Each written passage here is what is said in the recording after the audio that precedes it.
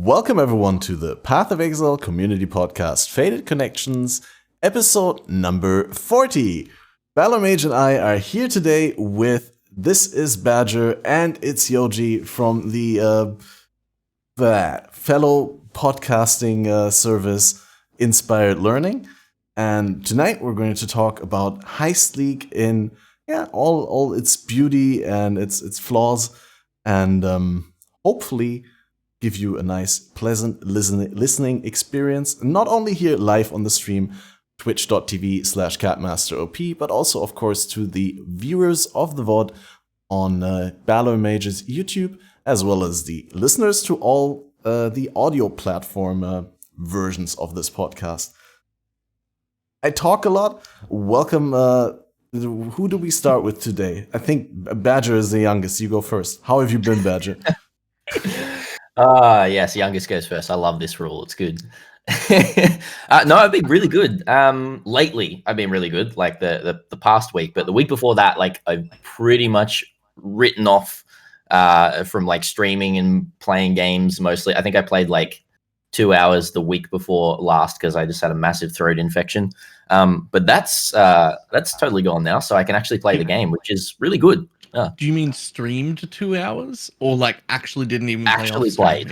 Actually played. Wow. Yeah, I just couldn't even like really bring myself to play. And that was also, it wasn't just the sickness. It was also because, I'm sure we'll get into it, but my experience with Heist League hasn't been amazing. So I didn't really feel the motivation to play off stream, really, which is crazy for me with Path of Exile. But yeah. Also made for a really interesting podcast episode with Badger, where he basically hasn't played all week, and we were like, okay, let's talk about what we did last week. Nothing. What did you do, Yoji? All this stuff. What did you do, Badger? I'd slept. But yeah, no, I'm going super good now. I just started solo self-found yesterday after being peer pressured into it by Yoji. So, success. Trade League just wasn't, I don't know, it just wasn't clicking with me this league. So I decided to restart in SSF, and we're going to have some good fun, I think. Nice. Yeah. All right. How long have you been in? I can't get my head around solo self-found, or why you would ever want to do that. Yeah.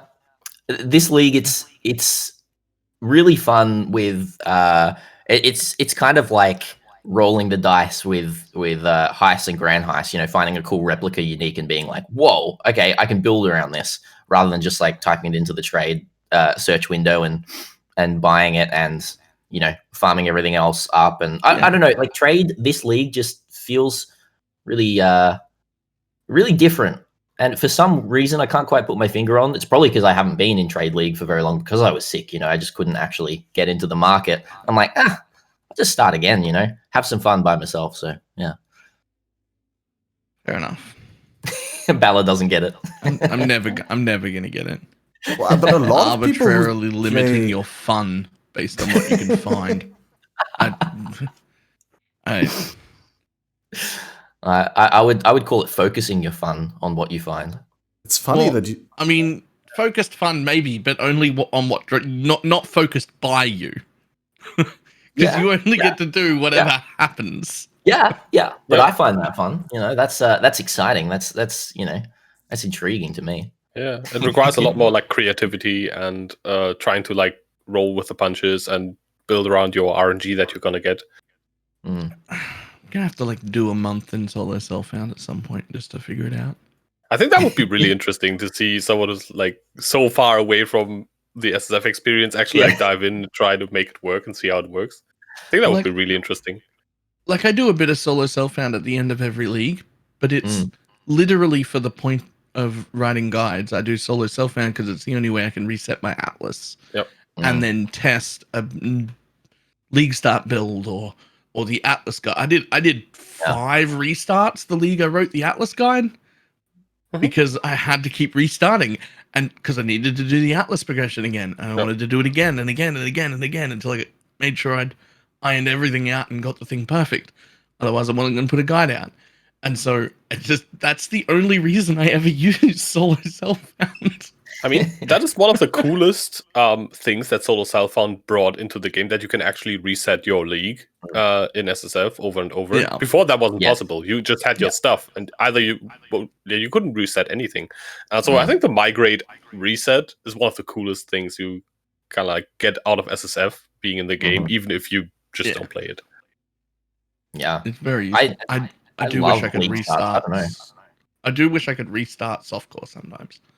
Trade, right? Just like if I could just completely restart the market. Yeah, or just not even. Trade. Yeah, okay. No, I'm happy to start mid league. I know the market well enough. I don't care if I start 2 months into a league. I can turn around and have a headhunter in a few days if I need to. I don't care. I'll figure it out. That's fine. But just get rid of all the crap. There's no way for me to reset it. Oh yeah. I would love to actually reset my trade league and start again. But yeah, it's the same kind of thing, like I just wanted a fresh restart, and Solo Self-Found was the only way I could do that. But I'm excited to not be in trade as well. Which Balor just won't get. Yeah. I think if there was a button to reset your trade softcore league or hardcore leagues, I think that's one of these, how do you call it? Like these issues where someone will accidentally click it, and that's why they're not implementing this. But then they did put the migrate button, and people have actually accidentally clicked it. I think that was a racer last race. Terrence migrate. Oh yeah, Terrence. Was it Terrence? Yeah. We accidentally Terrence. migrated all race, like super quick.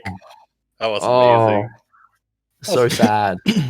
One of my thoughts for the solution to that was to make it not something you could actually do in game. Just make it on the website. Do it on the website, like a special account feature on the website. You log into the website, that makes sense, find the page, and then select the thing and like hit I agree, and then confirm with a capture or something, and then boom. Send your fingerprints into GGG. They approve it. Send it back. Wait 4 to 6 working days, and retina scans and everything. Yeah. That's appropriate. Yeah, that would be a pretty good idea though. Yeah. Like if you just move the confirmation like that, then you can just say without any blowback, we do not support this. Right? If you accidentally delete your entire softcore thing and you regret it, or your entire trade league thing and you regret it, too bad. Right? Because you can't have accidentally done that. I mean, GGG do actually support some of the accidental stuff you can do. Like, I think there was a guy on Reddit who accidentally deleted a character that had decked out jewels still in the passage tree, and they actually restored it so you could take them out and then delete him again. Which I think is kind of cool, but if that happens too often, I think they probably just can't support it anymore. Yeah. I did that a couple of weeks ago. I died, and then I instantly deleted my character. The entire intro because I had questions on the first one.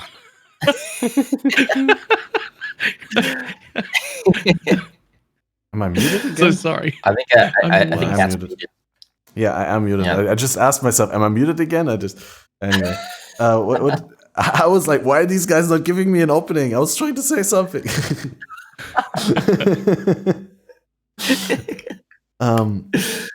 What did I want to say? No, I think that's a great idea because the migrating is something that happens way too easily, and my only argument against it being something external on the website would be that it would be too far away for people, but they've done that with private leagues as well. You can't join a private league in the client as well. You need to do it on the website via logging in. And come on. We already do everything on external websites. At least this one's on pathofexile.com. Yeah, that's true. No, we'll create a separate third party to migrate. Migrate safely. Yeah. But I actually accidentally deleted a character a couple weeks back. I died and then instantly deleted my character, and apparently it was the wrong character. For some reason I had the wrong character selected, so it wasn't the one that had died. But I deleted another character, one of my old characters that I've been keeping for a year or two, just to look back on it. And I wrote them, and within 15 minutes it was restored. They're really fast and really nice. without problems. They're That's really nice. Yeah. But you know, GGG support is known for being excellent. Yes. Yeah. Both in response time and what they can actually do. Yeah. Yeah. No, I've always had great experiences with support, and I'll do everything I need to. Oh, it's good. Yeah. But yeah, back to the derailed intro round that Balor was talking about. Do you want to quickly catch us up on what you've been doing? What stage of Trade Core League are you in now, Balor? Finally making my second character. That's late, right? Yeah, but so many things kept coming up with minions, and there was so much to experiment with, and like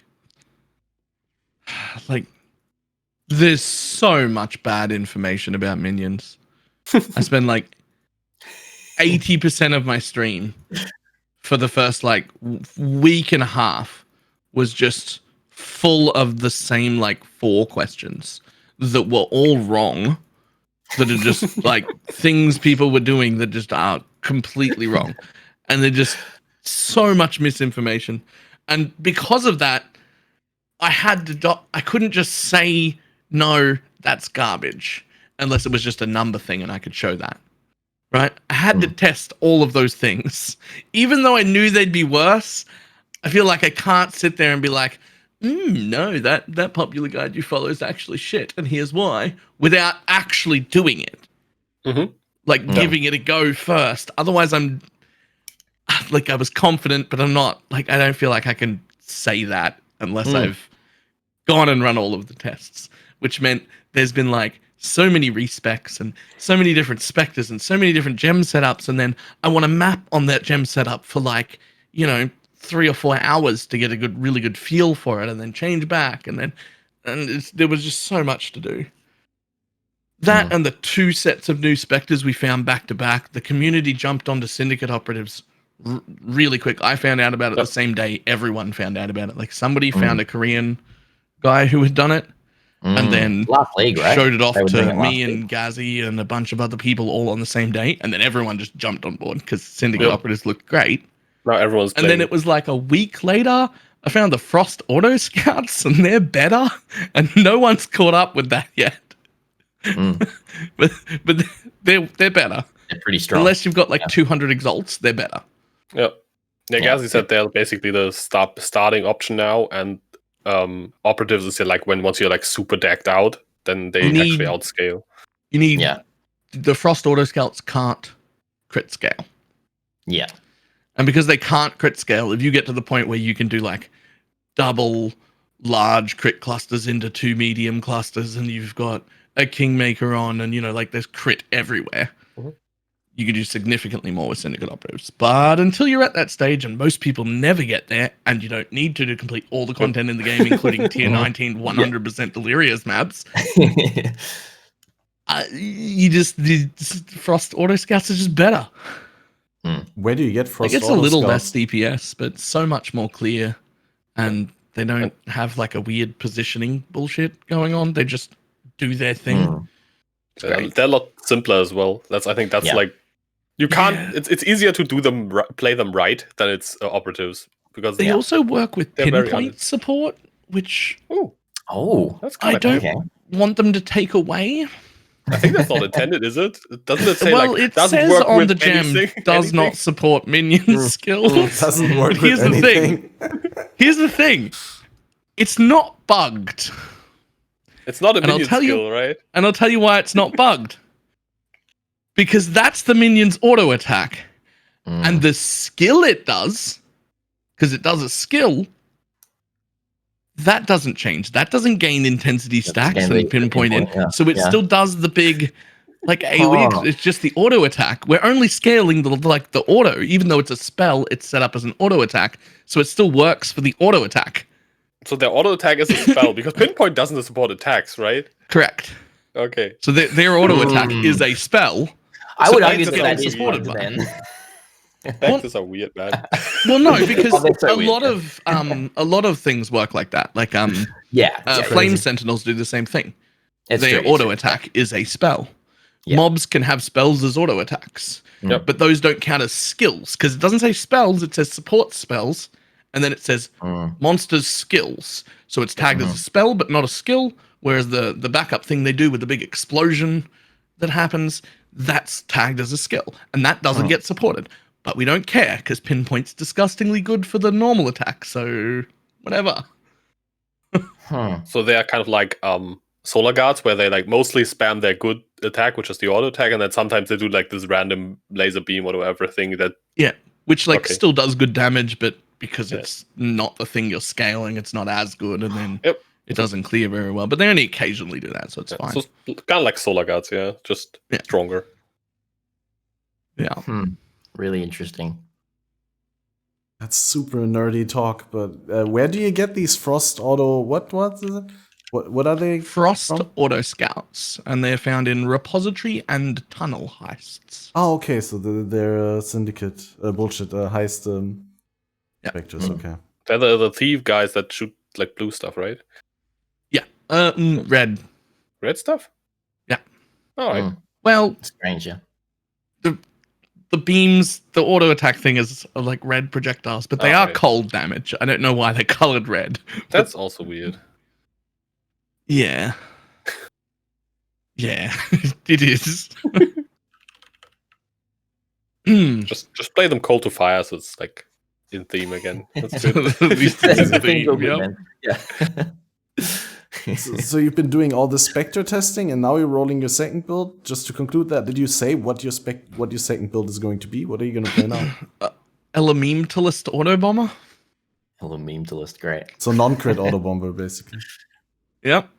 All right. Elementalist Auto Bomber. A few days ago, MP kind of threw together an Auto Bomber with this concept in mind, but he didn't level a character for it. He just had a Scion, and he was like, "I'll respec over and slap this together." And he did it relatively cheaply, and it still went really, really well. And I saw it and was like, "I want to do that, except a build design for it." And then I was like, "Yeah, no, I'm going to be an actual Elementalist." And then I planned a tree roughly, and then did absolutely no other planning. I didn't put any gear into it. I didn't put any gems into it. I don't even know what auras I'm going to run. I got nothing. I got a rough tree. That's it. My favorite way of playing a character. Off I go. Yes. I've just got ideas in my head that I'm pretty sure will work. And I've spent 25 exalts on gear I think I should need. But I haven't plugged any of it into Path of Building. Crossed. You could just like level the character and plug it into the game, so it should. It's like that was my plan. Thing, right? Yeah, it's just a bigger Path of Building. Plan. Yeah, it's like Path of building with gameplay is crazy. Path of Building simulator.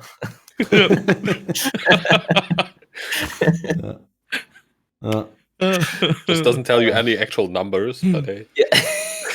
Or you can use Path of Building to calculate them at any stage. Yeah. Importing is so much less work than typing everything in anyways. So. Exactly. The longer I play for, especially as a content creator, the more I actually think Path of Building might be the worst thing that ever happened to PoE. Oh. It's a big topic, but I would be inclined to tentatively agree. Yeah, I actually said the same thing. Like when Path of Building came out, I was like, "This is going to ruin build making." And it just, I don't know. It's a very interesting topic. Yeah, it seemed more fun when we didn't have it. We still had a skill tree planner. Yeah, Emmett's offline skill tree planner, and that was all I ever needed. And it makes it just, I don't know. It just, I think it actually makes the game worse. It also makes people make the wrong decisions. Because they make decisions based on the numbers shown in Path of Building, when that is not the same as having a good build. If my build does 10 million DPS and yours does 100 million DPS, but mine never dies and 10 million is more than you need for everything in the entire game, my build's better. It doesn't matter if you're doing 100 million DPS. If you die 6 times a map, that's not fun. Yeah. Right, so my builds are always made based on how they feel to play. So sometimes there's a suboptimal link in it. because the game feels better that way. Like maybe I'm using hypothermia when I shouldn't be because there's a better one. If I put LE focus in, it would be more damage. But yeah, LE focus is a big debate. I had 20% chance to freeze, and then I put hypothermia in, and now I've got a 40% chance to freeze, and then now half of the corpses explode and don't hit me, and now it's a better build, even though the damage is slightly worse. And it's just like the path of building warrior DPS things. Yeah, also they're really bad. I think path building is really, really good for while you're learning the game and learning to make builds, because you can really quickly try different things out and see the effects of a lot of, like, even the simpler stuff where path of building actually is pretty accurate, just like learning which support gems work better and whatnot. I think that is really, really valuable and allows people to get into the game and theory crafting way faster than we ever could. Like, we had to level a character every time we wanted to try out something. I remember a ton of times I've leveled all the way up to like level 80 in hardcore to like try out an idea I had that ended up being garbage. Been there as well. Like, it's gone now. That was a good 3 days of my time, thanks.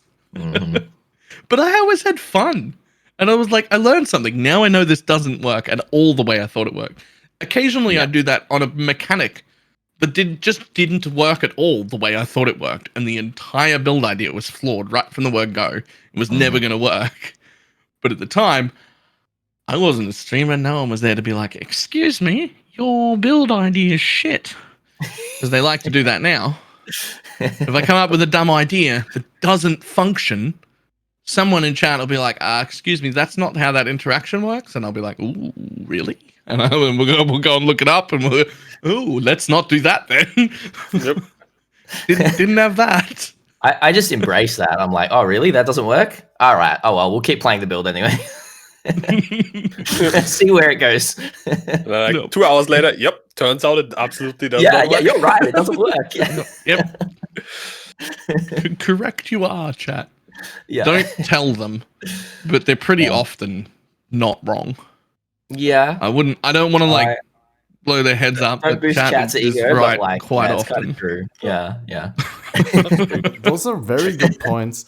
But on one thing I would like to add, I think it's a positive thing for the meta of skill and support gem development internally for GGG, because of Path of Building, they've been coming up with all these situational and super conditional modifiers that are like really nested in a way that Path of Building cannot give you the optimal solution just numerically, but like you have to use your brain in order to actually realize like what is good for my build and what is not.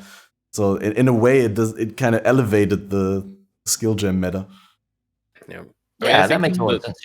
I think the whole like use your brain thing is maybe the main issue with Path of Building, because just because it's a program where you can plug stuff in and it puts out some numbers doesn't mean you don't have to think about what you're putting in and what the numbers mean. A lot of people will just look at the DPS number and be like, oh yeah, mine is higher, now my build's better, as you said. And I think if you're like all about just min-maxing DPS and you don't care how often you die and just have fun like seeing stuff explode a little bit quicker, I mean, by all means, go for it. That's cool. But don't judge other people's build by your metric. Like when someone comes into like onto my comment section, it's like, your build shit, mine does like 500,000 DPS more and has like 1,000 HP. I'm like, yeah, I don't care. I don't want to be that build. And I think that's like an issue that we have currently, that people kind of like assume everyone else wants their builds to be like they want their builds to be. Yeah.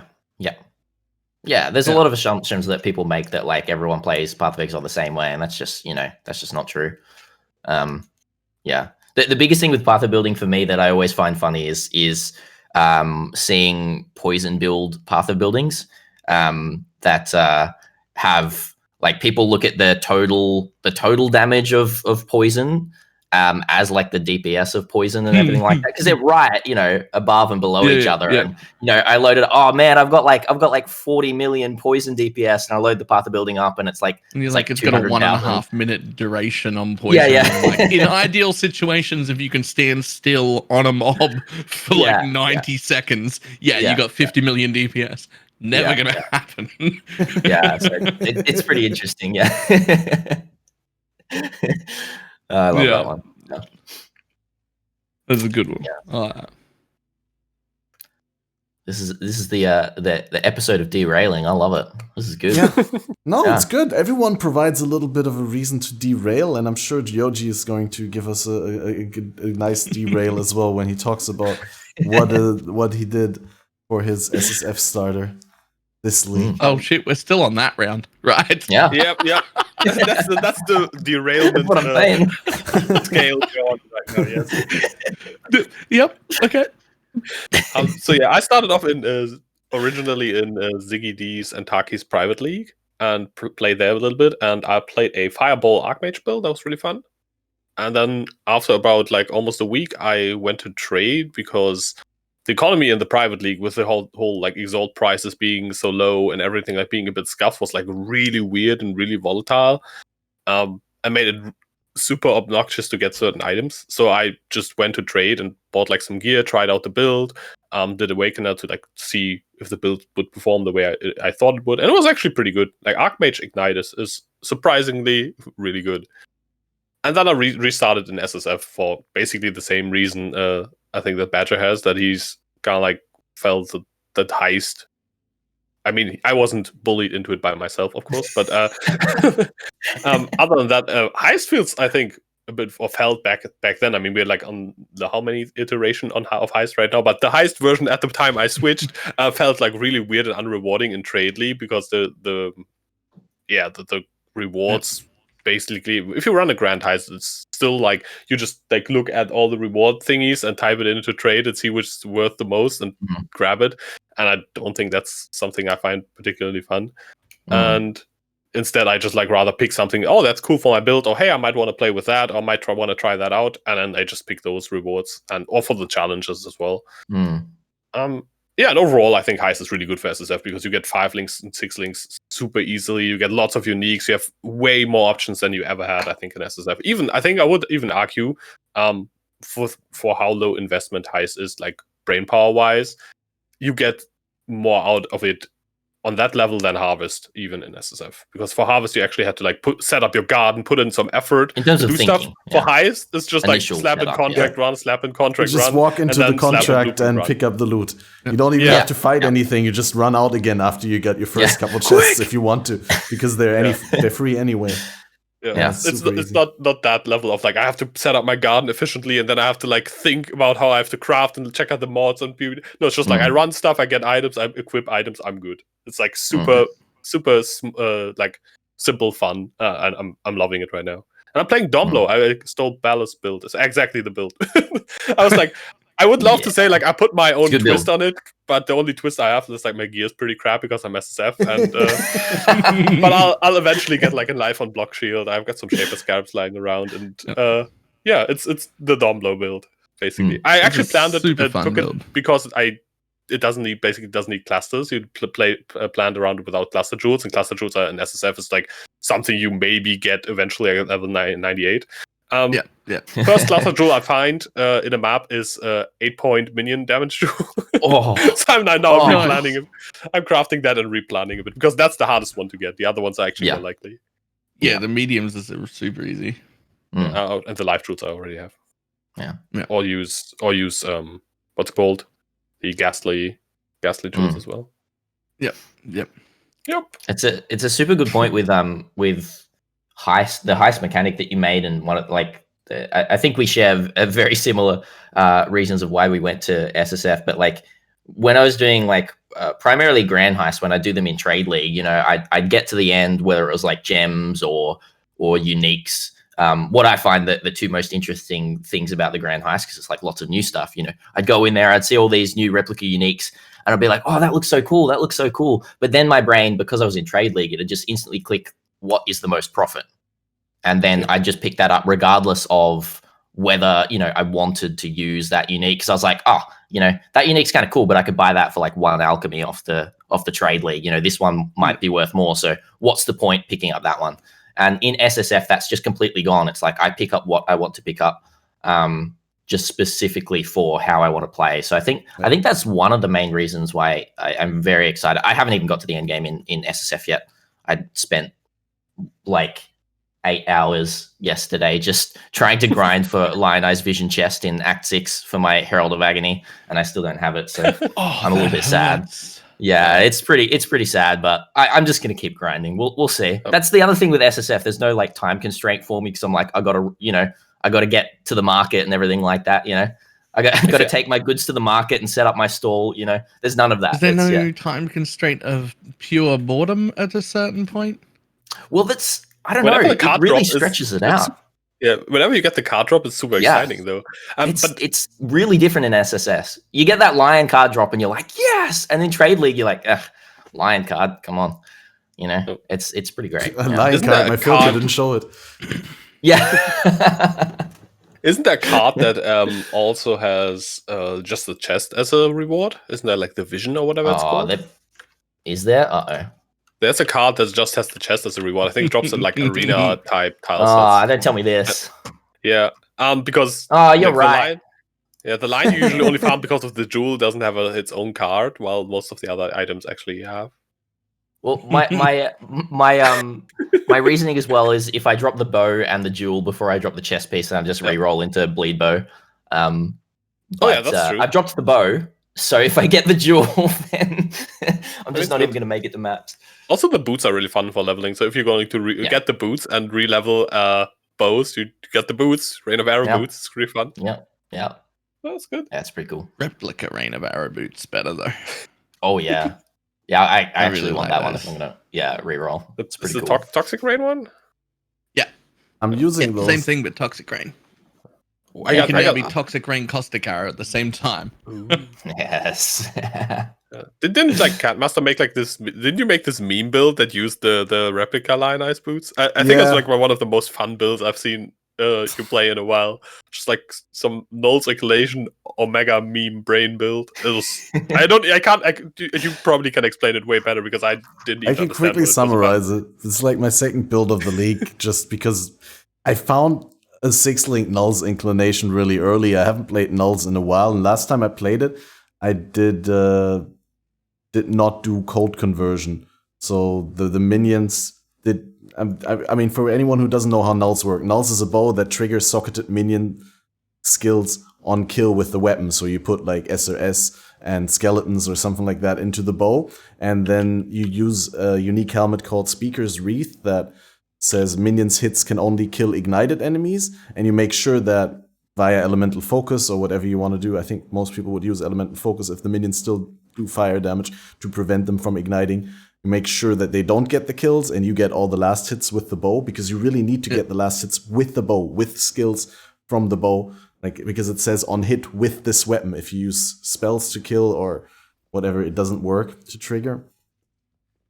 And so basically my twist on the build is going full cold conversion and using Avatar of Fire as well as these Toxic Rain boots, so that whenever I use a bow skill, which is like Blink Arrow or Scourge Arrow, because I use Scourge Arrow cast while channeling for my Bone Offering and Corpse Generation and so on. The boots use Toxic Rain, and the Toxic Rain on the boots works with Mirage Archer. So whenever the Toxic Rain hits something, it actually summons the Mirage Archer that keeps on using the Toxic Rain for like a pretty long duration, because I'm a duration build, right? I got the at least one duration cluster you can use too.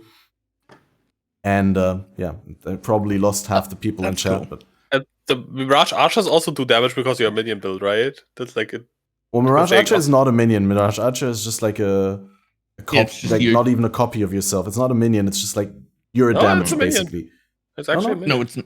No, it's not. You can. It used to be the minion instability build. Arrow. You can minion. No. That's Blink Mirror Arrow. You're talking Mirror Arrow, right?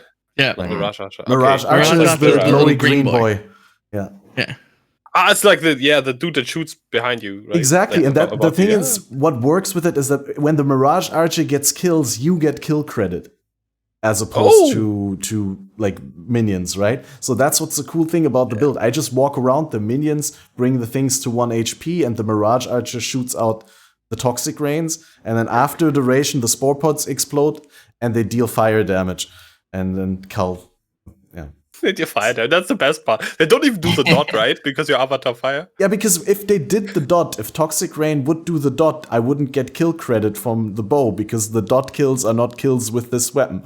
So I need to use Avatar Fire in order to deal no non-fire damage, so that the Toxic Rain doesn't do the Spore Pot Chaos damage over time. I told you the build was a lot. Yep. That's It's a mouthful, great. yeah. That's pretty awesome. But despite all these 200 IQ interactions, it's still like a Null's Inclination animate weapon summon skeletons build. So it basically, first of all, it sucks. Secondly, it sucks against bosses in separate areas. Like it would be good, but the problem is that the minions just don't kill the things. You need to get the kills yourself, so you can never move on and just let things die in the background. You always have to fire and like do things, and you can't generate anything without kills. Mm. But yeah, so that's basically what 90% of my league start attention went into. Then I had 5%. 5% went into my occultist. That last time on the podcast, I said I haven't died yet, and then everyone was, like you jinxed yourself, you're gonna die now. And then I was like, no, I'm not gonna do heists. I'm just gonna chill, do some maps. I know those work, and it was a really solid build. Splat. Yeah, then when the patch rolled out on Tuesday, I did heists.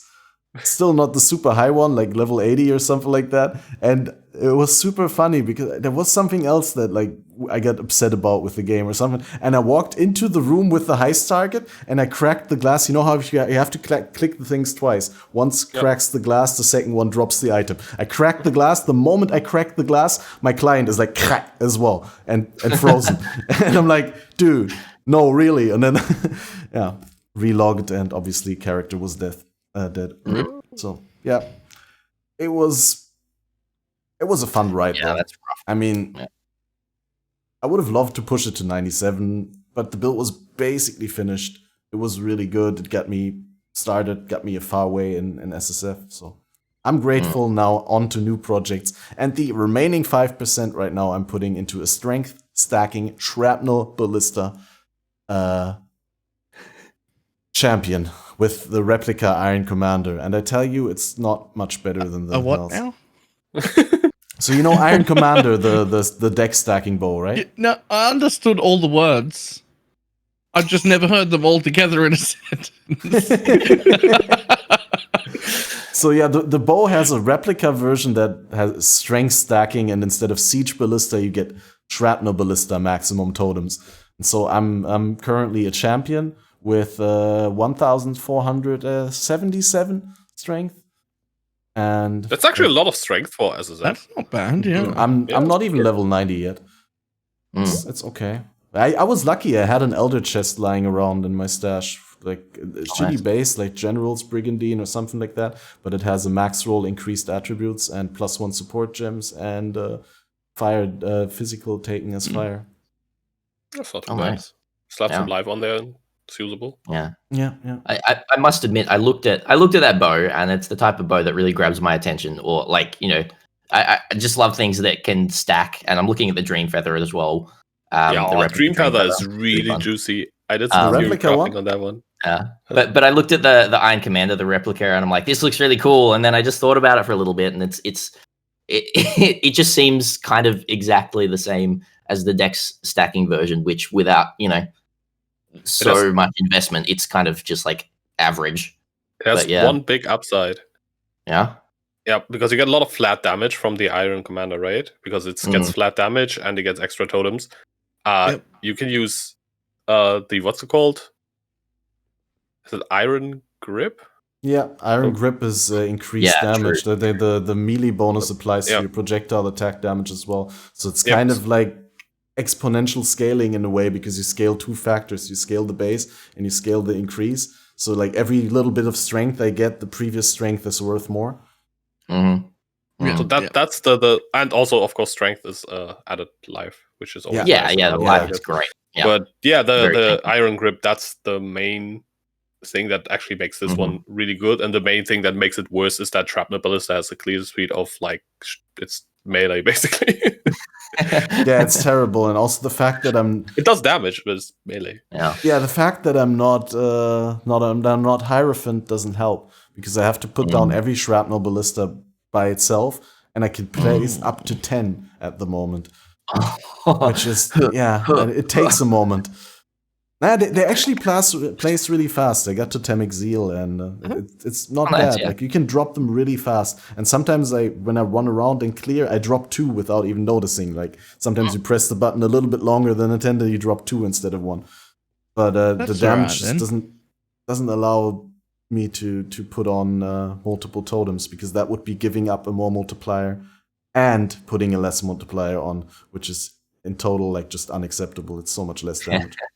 I guess if you get like double 6 link, you could put like one setup here and one setup there, right?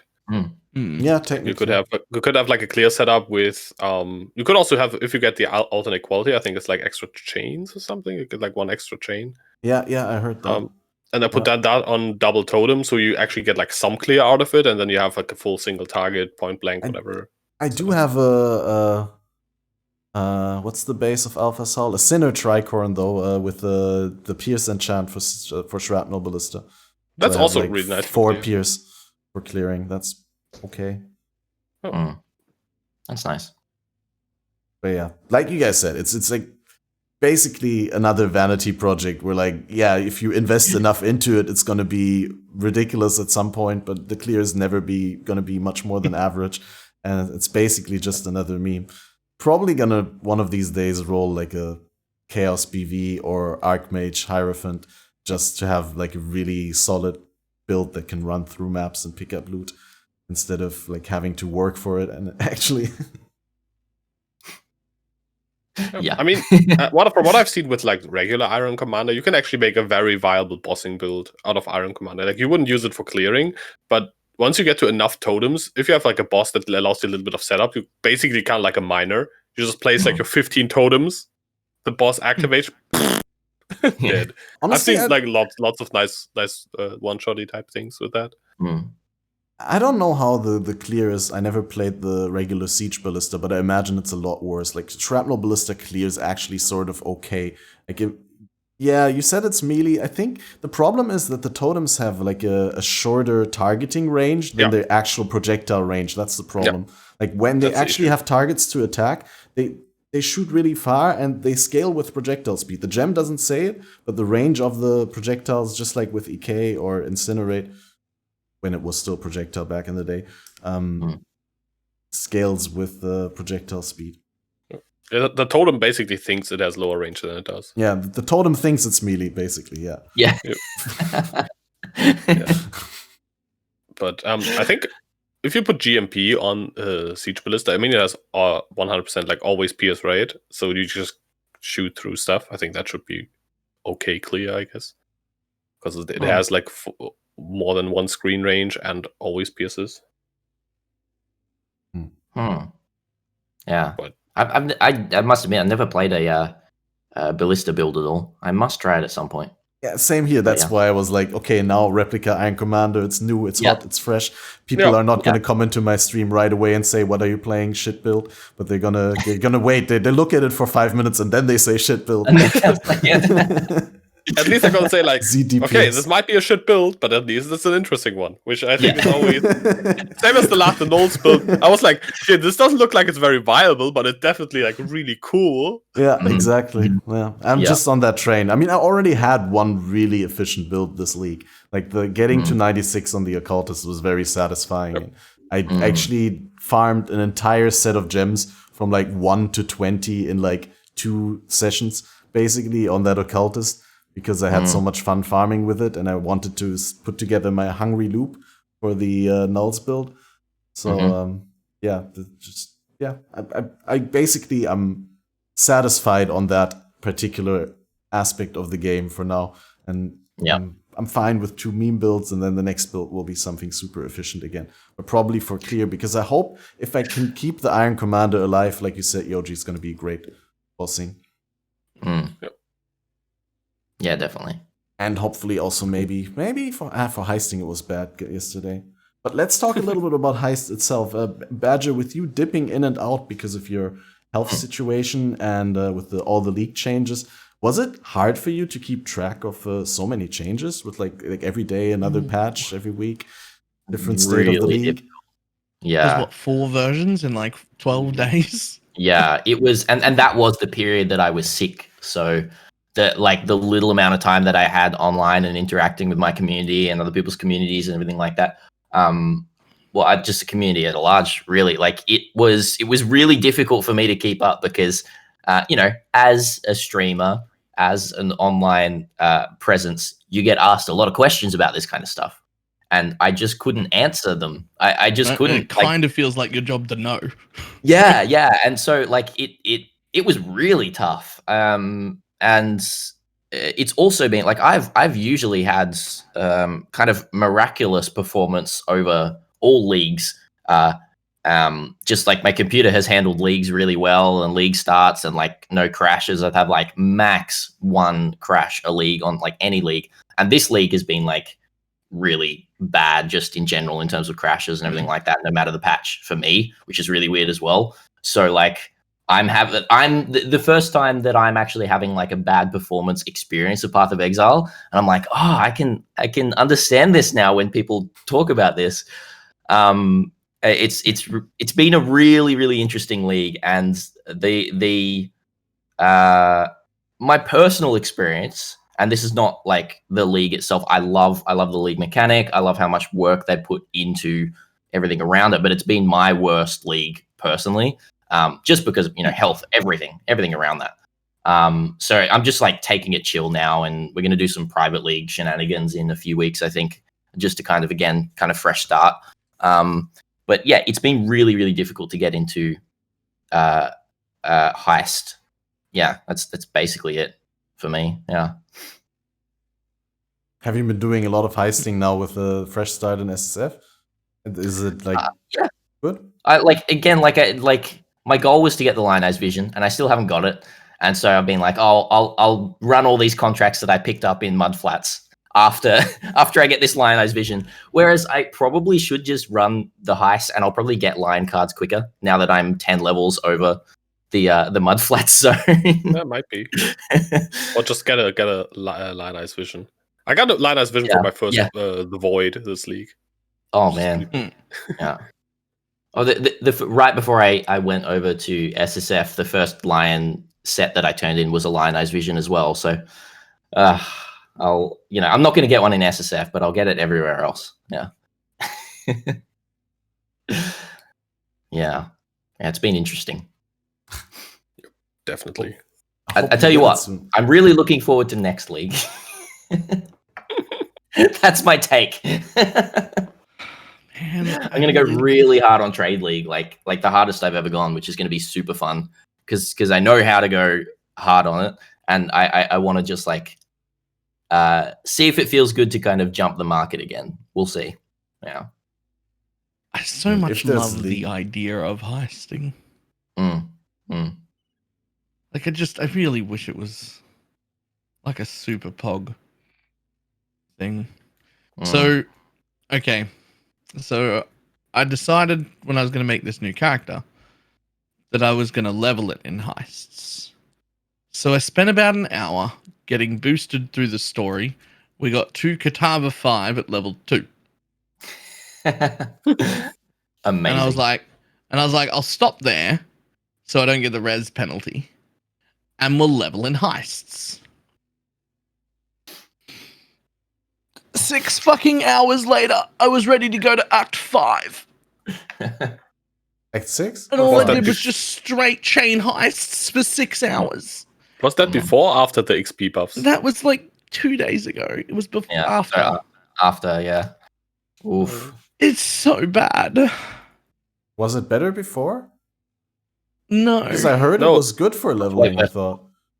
No, it was never efficient for like leveling, getting experience. It's not as horrible anymore because after the buffs as it was before, it was like basically 0 experience. And now it's like some experience. Now you get some experience, but not enough. I think it's all right actually. I've got high played level, like it's all right heisted. with how rewarding it is, Yep. I heisted for like a few hours today, and I made like more than half a level on a level 91 character, which I think is completely fine. It's not.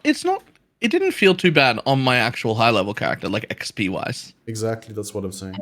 Yeah, but the leveling. So The lower level, I don't know. I I've got a feeling that they definitely tuned down the lower levels because they didn't want it to be an alternate leveling strategy, which is, if we're going to have a league with this, we want that. I want to do a project in, I think, a week's time. I want to do try and do a solo self-found, like 1 to, I don't know, 70, 80 or something like that through heists. Like, just stack them all up and see what I can do.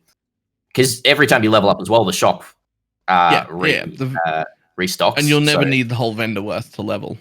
Yeah. Like, not during a leveling process. Yeah. So you've always got enough on-level heists. Yeah. Yes. The one thing that I wish is that we could drop grand heists from normal heists. You can, but just in very small quantity. I have like 2 or 3. Okay. Oh, really? Okay, well, never mind. Just scratch that. All right, cool. It's not the main source of them. Like, if you map or delve or whatever, you will find more. But it is... Yeah. I think I found like 3 or 4 so far, and I've probably found like 20 overall in SSF so far.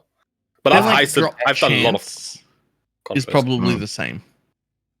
Yeah, but it's like so many less monsters. Yeah, it's just that in a map I kill 35 heists worth of monsters in a single map. Yeah, and so you get way more of them in maps. Oh yeah. Okay, well that's escape the heist so fast, or like, you just don't stay to kill. Like, I was yesterday in a heist with my shrapnel blister. Maybe it was bugged, but like things didn't stop spawning. It was so crazy. I couldn't get out. They don't, but they stopped dropping items. Yeah, but they don't stop giving XP. At least like I was still getting pixels of XP. And eventually they probably stopped. Yeah. But like it takes quite some time to like for them to stop. If you would want just stay in their level a bit, it works actually. Yeah, but because I don't have corpse remove, it actually got to the point where my FPS dropped below 20, and I just couldn't do anything anymore. And I just logged because I was like, yeah, fuck this. I don't want to die to this. Mm-hmm. So there's still a bug with rogues where just occasionally they get sort of locked down where.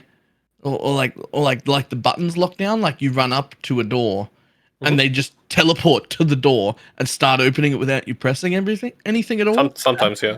And it makes the heist so much better. They open the door in half the time. You don't have to press the button and they teleport to it and they don't fight anything. It's fucking fantastic. I want that bug all the time. All the time, please. Can I please just have that bug in every heist? I'm just thinking, is there any downside to rogues opening doors? No. Not really, right? Like opening chests I can see because you don't want to like get the alert, of course. Yeah, like you want to have control over that, but you don't like opening doors. Almost every door you see in any heist or grand heist you want opened. Yeah, it's a button for the sake of slowing you down. Yeah. And if you don't want it opened, opening it is not to your detriment. Yep. It would just be a waste of time in the current setup, right? Stopping to open a door you don't want to go to, you wouldn't bother with. But if it just happened real quick as you were running past, you also wouldn't care. I can imagine on your way out on a really rippy heist, you might want to control certain doors opening, but on your way in, it just makes no sense. It's just slowing it down.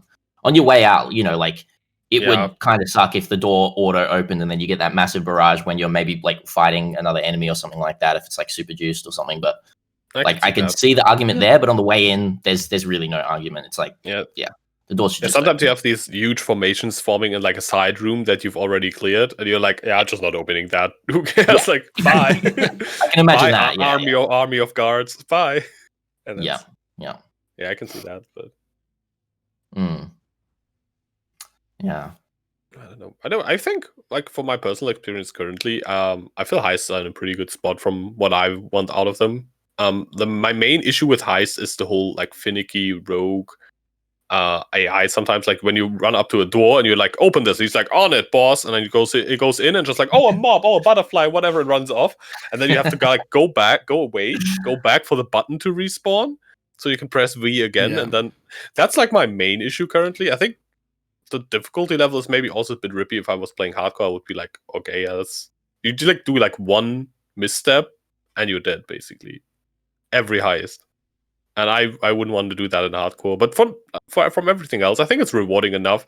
I enjoy like interacting with like the doors, the like formations. You enjoy dodging there, interacting with the doors. Yeah, like not the I mean the door formations where you like have to like dash in, avoid like the barrage, and then like fight them. Yeah. I mean, admittedly with Dumblow, that's like really fun because you also have their own formation. You just like dash behind them, convocation, and then they get like completely destroyed from the back lines forward. But I think and also the rogue gearing, like the amount of benefit you get out of them, that feels really rewarding to me personally. I think it's pretty good overall. I'm enjoying the league mechanic a lot. I've basically run all the contracts I found so far. Nice. All of them. Yeah, I just like map for a day or two, and then I run contracts for like a day or two, and whenever I have enough for Grand Heist, and that's basically what I've been doing. I'm on my 4th Watchstone rotation now after like a week, but hey, it's been fun, so who cares? Yeah, true. I mean, I had the same with Heist, honestly. When I first like started in the league, I had ambitions to even like see. I mean, I knew I realistically couldn't compete with the people running for Awakener 8, but I was like, hey, maybe I could see how fast I can get there. But then I got so hard stuck in Heists, and it was so fun on the first day or two, despite all the problems we had with it. And yeah, like when there was still alert level generation from killing, it felt a little bit more suited to my hardcore gameplay needs, because there was so much failure happening to me that I'm sure it feels on the whole better to everyone. I also enjoy it with like kills not generating alert level, but I also enjoyed it with it.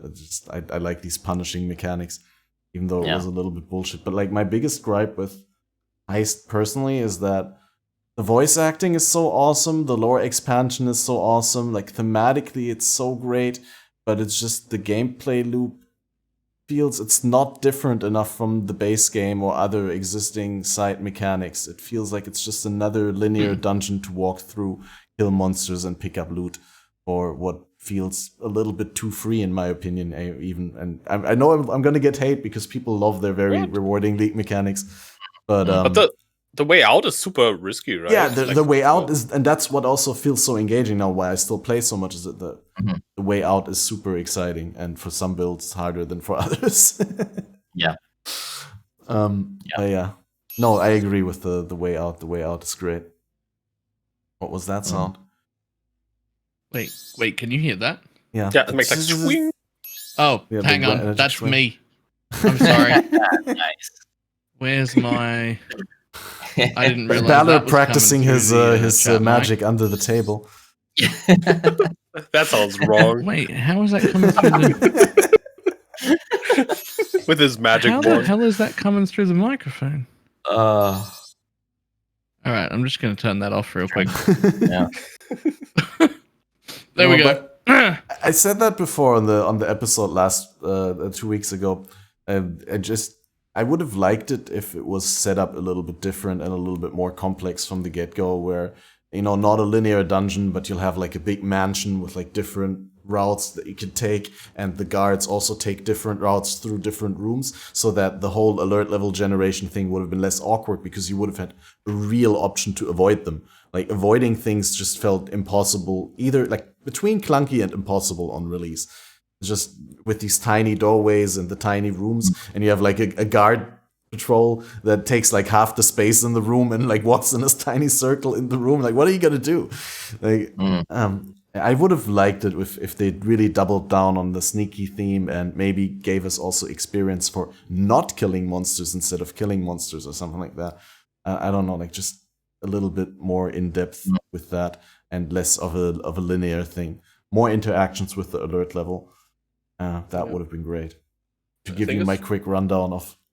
Yeah, I think I would have loved for Heist to be that, but like even when it was just announced, if you know how difficult it is to make a good stealth game with like good proper detection that feels right and good maps, if you can make a stealth game that can procedurally generate good stealth missions, you don't like you can make a completely new game out of that and make that standalone. That would be and that would be insane. But that probably takes years to develop something that actually works from that. So to expect that from a league, I think, was like initially already too much. Like I read that on like a few forum threads and whatever, and on the Reddit, and people in chat were like saying, "Oh yeah, we're getting like a full stealth league." Some people, of course, hated it because like it's not killing mobs, and then the other people are like, "Yeah, it's something new," and that's like a whole other discussion whether there's space in PoE for things that are not killing mobs for loot or not. But if you wanted like a full stealth game within PoE, I think that's just unreasonable to expect as a league. But even as a like expansion, like an Atlas of Worlds type of thing, even there it would be a lot. Like even as a PoE 3, it would be still a lot. It's a full game. It is a full game. What GGG is not telling us is this is actually the beta for PoE 2 Heist. That's just going to be the entire mechanic in PoE 2. It's going to be a stealth game now. So, breaking news, everyone. Yeah, yeah. Exactly. Just a stealth game. Tom Clancy's PoE 2.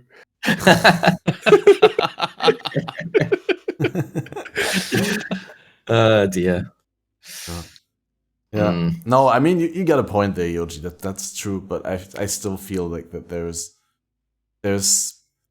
at least some ways in which it could have been more engaging with the alert level and more feel a little bit more into that direction instead of being what it was on release and then being nerfed into what it is now. And I like I said, I still like it. It's still cool now. And it throws a lot of monsters on you on the way out. Monsters at you, I mean. Yeah. No, I wouldn't say I hate it. I just see the missed opportunities here and there where I'm like, oh, that would have been so cool. But you're right. Maybe I was misguided to expect such a huge. My biggest concern when they announced it was, oh my god, please don't tell me I have to do stealth. That would be fucking garbage. And then they were like, no, it's okay. You'll be able to murder everything if you want. I was like, fantastic. In that case, everything looks great. And like, then it came out, and then you murdered things, and you're like, alert level, lockdown, burn, burn, burn.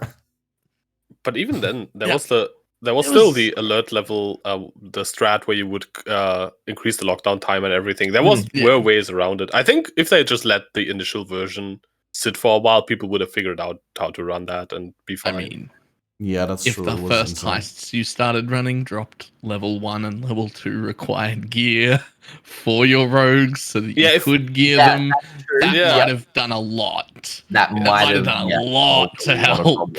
Yep. I job level 5.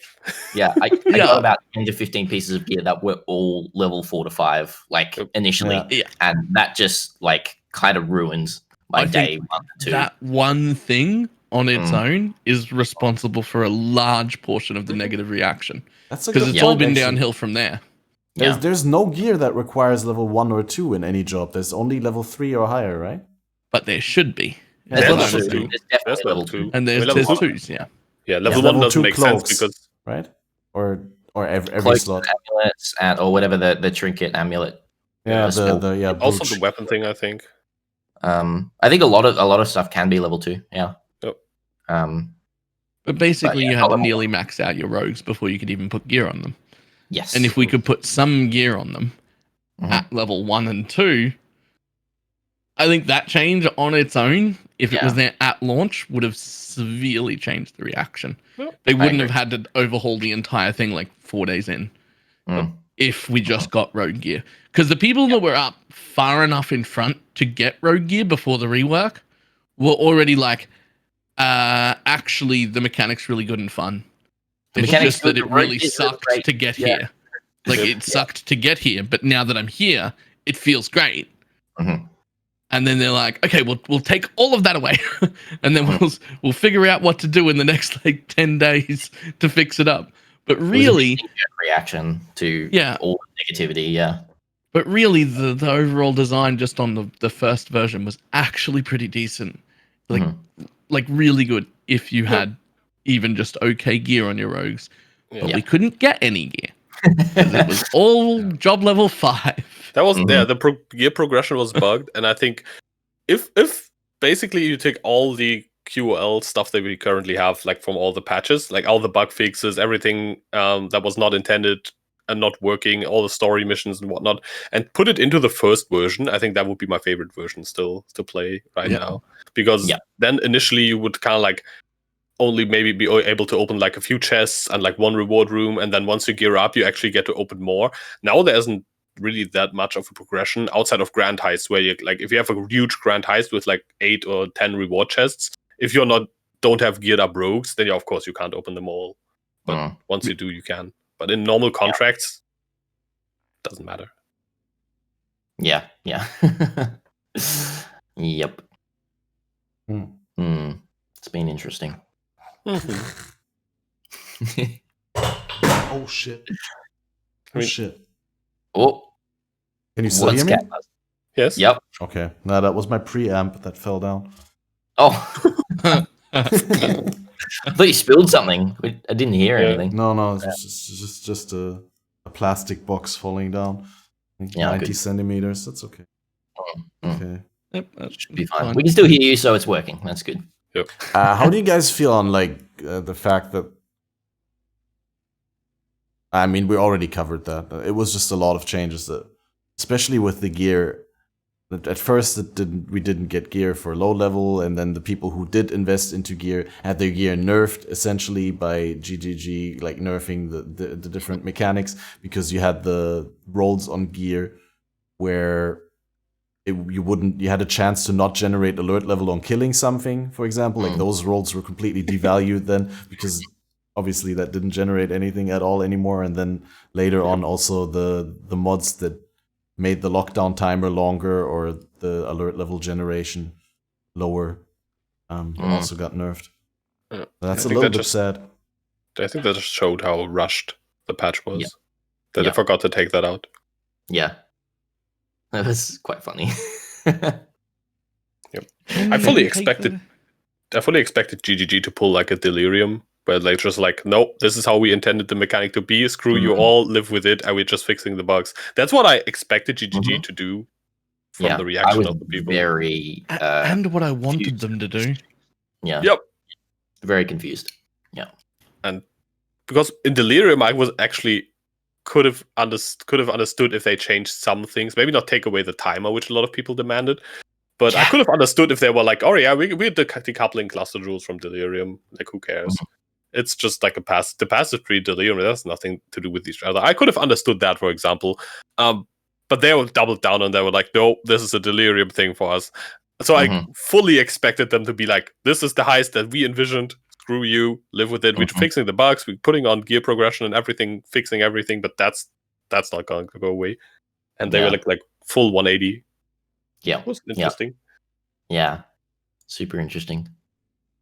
And how are you guys more motivated in the end now to play the league, now that we have like a sort of final state of the league that's likely not going to change much? Are you super motivated to delve into that now, or have you lost a lot of motivation? Have you bled out on motivation because there was so many changes? Because I think it could go both ways. That's why I'm asking. I feel more motivated to play Baldur's Gate 3. Here too. Yep. Hand up here as well. Yeah.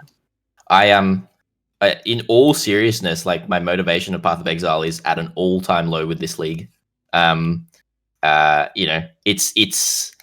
It's really, I don't know. I just can't get into it. I can't get into building the builds that I want to build, and mine's very low.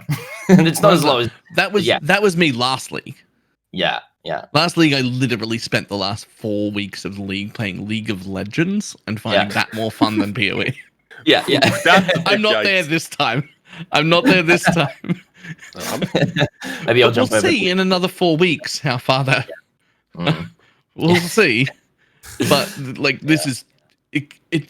Honestly, any league they've ever done kicks the shit out of Harvest for me. Harvest was absolute dead set the most garbage league that's ever existed. I think Harvest was actually literally rather have Nemesis or Rampage again. It's really weird. Harvest is one of my favorite leagues. Really? Yeah. I actually very controversial opinion. I loved the garden mechanic. I thought it was really cool. That's not the reason I like Harvest. The garden mechanic was the worst.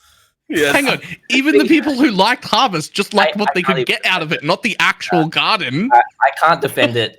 I just there's something that it does to the colors were really good. I liked the purple, yellow, and blue.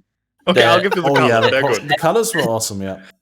I don't know. I really enjoyed the setup and creating cool setups that looked cool when you stored the essence or whatever it was called, and like traveled through the pipes. I just love to watch it go. You know, it was super kind of just superficial. My love for Harvest. It was kind of all visual, and also kind of I did actually like the mechanic of putting things down. And I know that everyone had these like 99.5% efficiency gardens, but I didn't even care for all of that. I made my own gardens, and it felt really cool. I don't know. It wasn't Path of Exile, and I didn't like it because it was anything that Path of Exile should have. I liked it for kind of a separate minigame. There's my little rant on that, but I actually enjoyed it. So yeah, I'm gonna stand on this hill, and people can shoot arrows at me all they like, and I'll let them hit me. But I'm never falling off. This is the hill I will die on. Yeah. All right. I mean, people get to enjoy whatever they enjoy, I guess, right? Yeah. I mean, I think most people fine. like Harvest are like they like the crafting, and either they like getting OP items or the gear progression in general, like that you can pick up an item, use it, and then like slowly build into something really good, which is what I really enjoyed. Not just you don't have to redo an item all the time. That's what I really liked. Yes. Yeah. Yeah. Speaking of, how do people feel about the news that Harvest target crafting is coming back in some way in 3.13? They didn't say target crafting. They said harvest in general. That could include the garden. Crafting. Yeah, true. What did they say? They said crafting. They said harvest. What's the exact phrasing Reddit of what was being said? Bex, right? I don't know the exact. I could search for it, but yeah. Was it Bex or Natalia still that posted that? One of them. Oh, I don't remember. I think it was Bex. Was Bex? Yeah. On Twitter? I just couldn't remember from the timing whether that was when Bex was still away or not. Here we go. No, that's not it. I can't find it. I also can't find. Bex posts way too much. Like I just went on GGG tracker and it's just like nope. Oh, here we go. Harvest will become core as part of 3.13, but in a slightly different form. That's the exact quote. That could include the gardening. Yeah. And the colors. And the colors, please. But not the crafting. just the garden without rewards. The colors, but not the crafting. Yeah. Oh dear. Yeah. What I'm expecting, like, what are you guys expecting of this? What do you think will be the iteration? Like, if you not what you would do yourself, but what would you expect GGG to do? Like, what do you think when you hear this? That's a good question. I'm biased because I watched Badger's stream last night, and I think I agree with, like, they're either gonna tune down the annuls, the target annuls, or the target exalts, like one of the two, and it's probably gonna be the target annuls because they would make normal annuls close to worthless because target annuls is so much better, and there's no other use for annuls. With exalts, you still have the crafting costs, and again, that was my. That's kind of what I think is probably best, but I don't know what GGG will actually do because as much as I'm known as kind of a GGG fanboy through the leagues, apart from this one. But I'm feeling a little less confident in GGG's decisions on for the whole of the Path of Exile community from this league. So I actually don't. I don't know really what they will do, but I want targeted annuls to either this might be a little too much, but I want them to actually not exist, and almost everything else of Harvest stay. And I think that would be okay. I'm expecting a bit more of a compromise, I think. What they could do instead of have like annul for fire for whatever, you could have like more general annuls, like elemental role removal, so you can't target specific roles as easily, but you still can exclude like the life roll, for example. Like, okay, I really don't want to remove the life roll, but I don't care which resist gets removed or whatever. Maybe that could be something that you could do, like just zoom out like one detail level on the mod removal, or even on the exalt as well, if you add it. I want if they do it, I'd like for the those crafting things to actually cost their currency as well. Like if you're gonna slam something, it should cost you an exalt. So you spend an exalt and get a specific modifier that you're after. Yeah, that's a good one. It's just basically you're just with the harvest crafting cost, you're just paying for the difference between an exalt and the specific exalt instead of getting like a free exalt and have it better than an exalt. Yeah. Yeah. The other thing that you should have to pay the currency. Yeah. Oh, definitely. The other thing that I found was probably the most overpowered with harvest was kind of the triangle crafts, as I like to call them, the three-way crafts of, for example, there was ones with, if you're targeting a specific, fire modifier, I'll use a righteous fire helm because I crafted a lot of them. But at the end stage, you could slam fire modifier. If you hit fire resistance, convert the fire resistance to lightning because you already had fire modifiers on the helmet. Remove the lightning, slam fire again. It was kind of this triangle of 3 different crafts that you would use that just completely, it did feel like cheating the crafting system. Like as much as I used it and abused it because it was there and it was fun, that was removing, if possible, removing any of those kind of triangle crafts, those 3-way crafts, will solve a lot. And as Yoji was saying, like kind of taking one step back and doing just elemental or something like that could solve a lot of that kind of problem. Wait, so you're fine? You want these triangle crafts to go away, but you're fine with regular remove and add. So remove fire, add fire to get a fire resist from tier 5 to tier 2 to tier 1 or whatever. Because I don't know whether I want that. Either remove or add needs to go away, right? Yeah, I think so. I think so. Being able to just add fire res, take it away, add, take it away, add, take it away isn't good. What about the one that combined? That's like remove add in one craft? Yeah. I guess that's the same kind of thing because they're not the same. You can't do the triangle with this, and you can't. Well, yeah, you can't do the triangle with it. True, and you can't go just remove a bad mod. You always have the chance of adding it right back on, right? Yeah. So there's some RNG. Like if you, for example, remove fizz, add fizz. Everything should have a failure state. If you give me an add remove button, you're just saying it will cost an average of this, and you will have tier 1. I mean that's Chaos Orbs as well. If you have infinite Chaos Orbs, you will eventually hit an all tier 1 item. Well, no. Yes. Infinite Chaos Orbs. If you have infinite, 5 billion Chaos Orbs on an item, eventually. But no one has infinite. No one has infinite. No one's reasonably. No one's reasonably going to chaos spam to 6 tier 1. But everybody can jump on TFT and get 6 tier 1 item in Harvest. No. Everyone. No, absolutely not. People always tell me oh, you just like Harvest because you have these perfect items. Do you know how many perfect items I had at level 98 in Trade League? 0. I had. And you know why? Because I play normal amounts of the game. And I think that's 99%.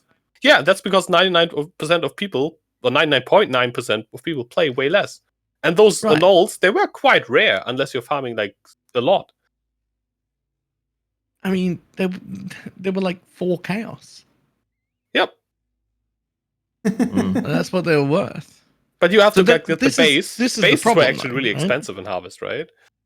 I said in Harvest League, I said the same thing. I said newer players, less experienced players, and players with far less time didn't abuse it the same way I did. Yep. And they got a reasonable amount of fun out of it, and it was okay and good for them. And that was fine. And those people never built perfect items. But you cannot let me build perfect items. Because that's bullshit. And I'll be able to do shenanigans that most people can't do. And you will also ruin my game because of it. Because if you give me that much power, I will take that much power, and then I will get bored. So if they're going to bring it in, which they are, I would like to have the lower level things for people. But I do not want any way for me to guarantee myself 6 tier 1s. That's a bullshit thing. I should not be able to do that. There shouldn't be if you have this amount of currency, you can just turn that item into a 6 tier 1. That shouldn't exist. I think so as well. I agree on that part. The top end needs to be brought down. But I think the actually being able to deterministically craft usable endgame items should stay the same or even maybe brought up a bit. Because I think like no one needs a 120 life tri-res explodey chest. But like being able to get a decent enough item that is usable without having to spend like tons of exalts like it is right now. Basically, the barrier of entry for crafting currently is way too high. And Harvest brought that down by a lot. By removing the absurd failure states of like everything you can do currently ruins the item. So not having add and remove and not having annuls fixes that to me. Can you add a resistance? Yes. Are you guaranteed for it to be a good roll? No, but you can make your item better.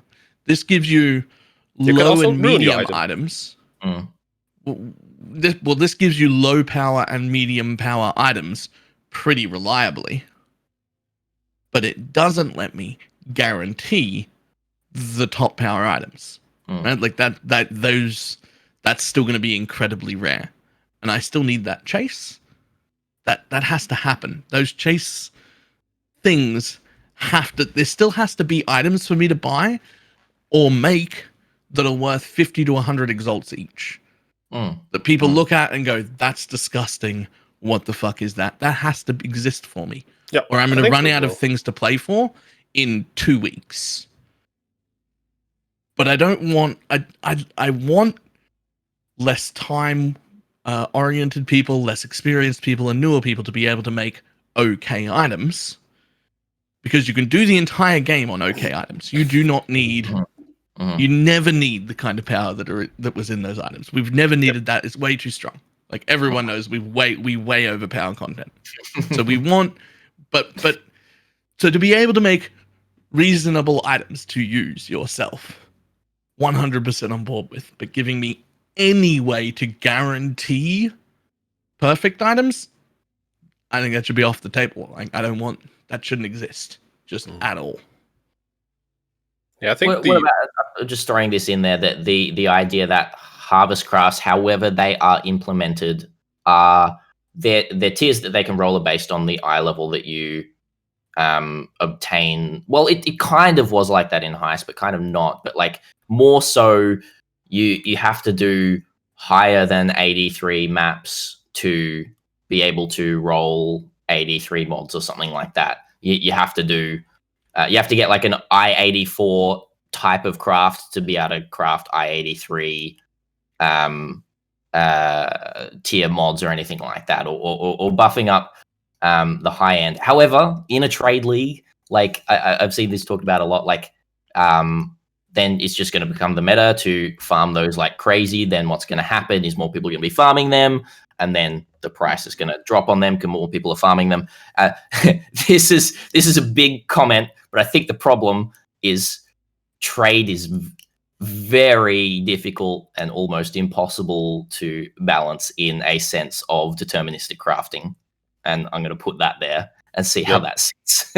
I think it's almost impossible. I think so as well. I think one of the biggest problems with like harvest crafting completely escalating to like these crazy items being so available is that people just had quad tabs full of crafts in Horde crafting stations. Maybe even just get rid of freaking Horde crafting stations. That's what I thought. No. Get rid of quad tab stashes in general. Not a thing anymore. Vendors, get rid of those. Stash league. Yeah. Just those. No, but Horde crafting stations going core. Like it's way harder to do add remove fizz like 50 times in a row if you can only get them when you actually harvest the craft, right? But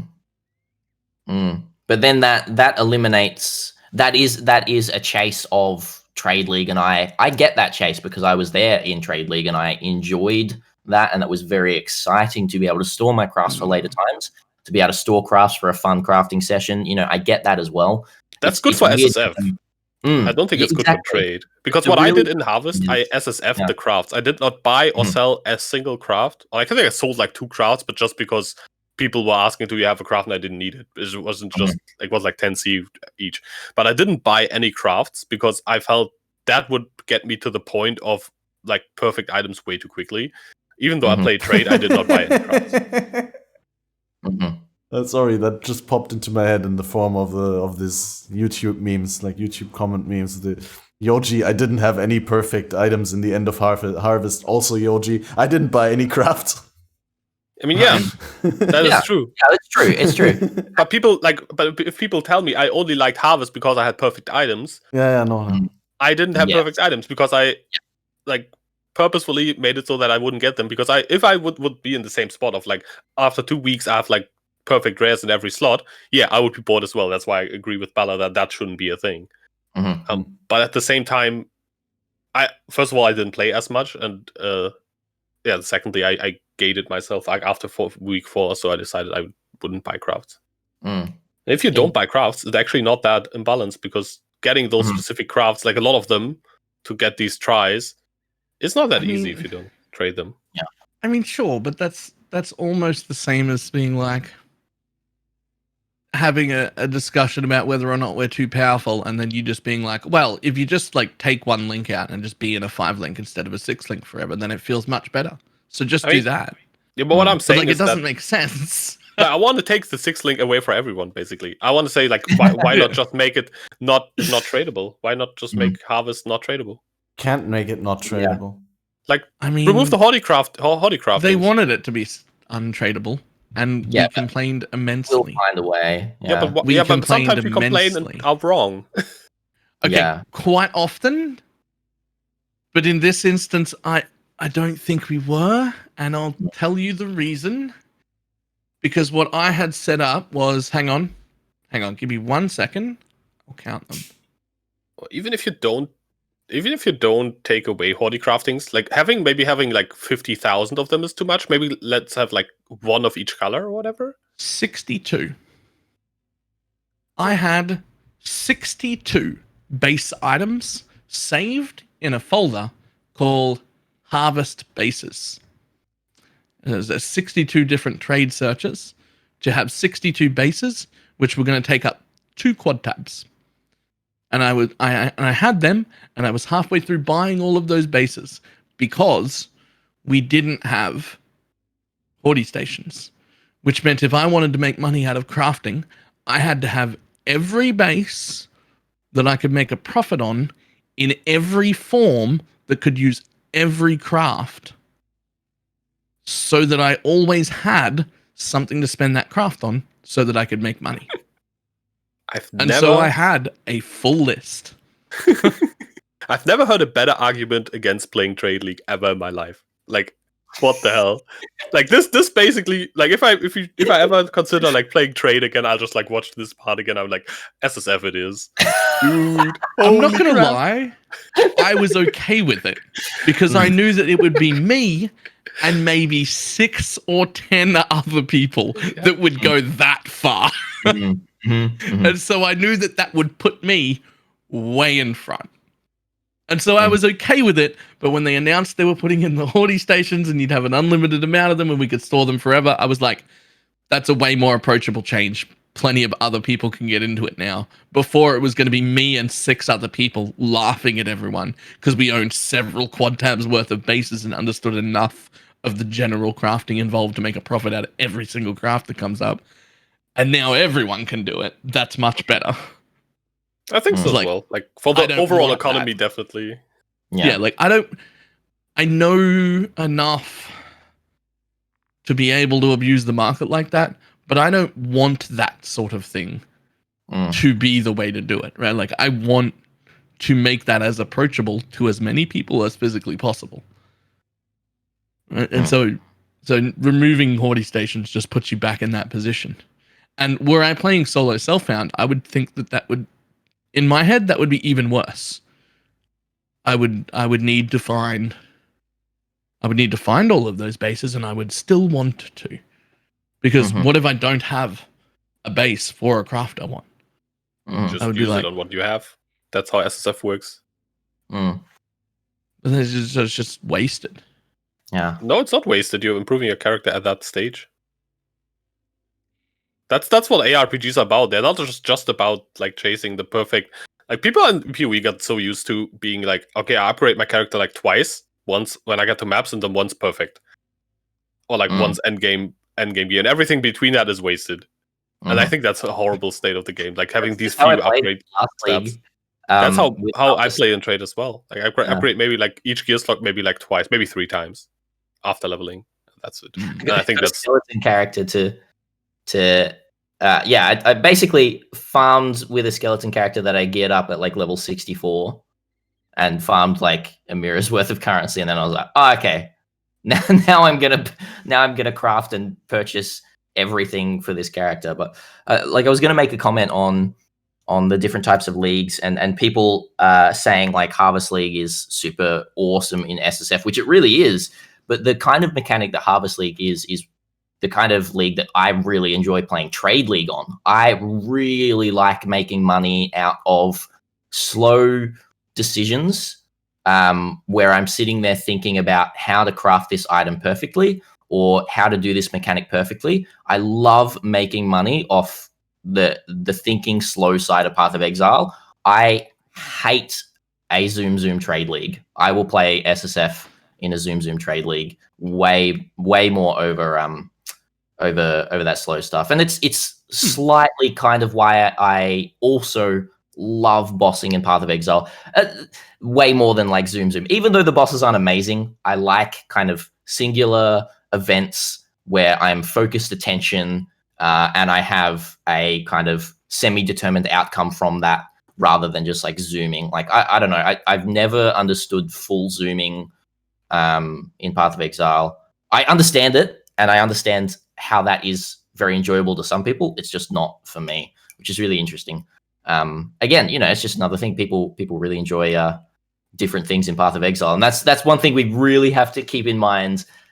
Yeah. What GGD has to keep in mind, there are so many ways that people like to play this game.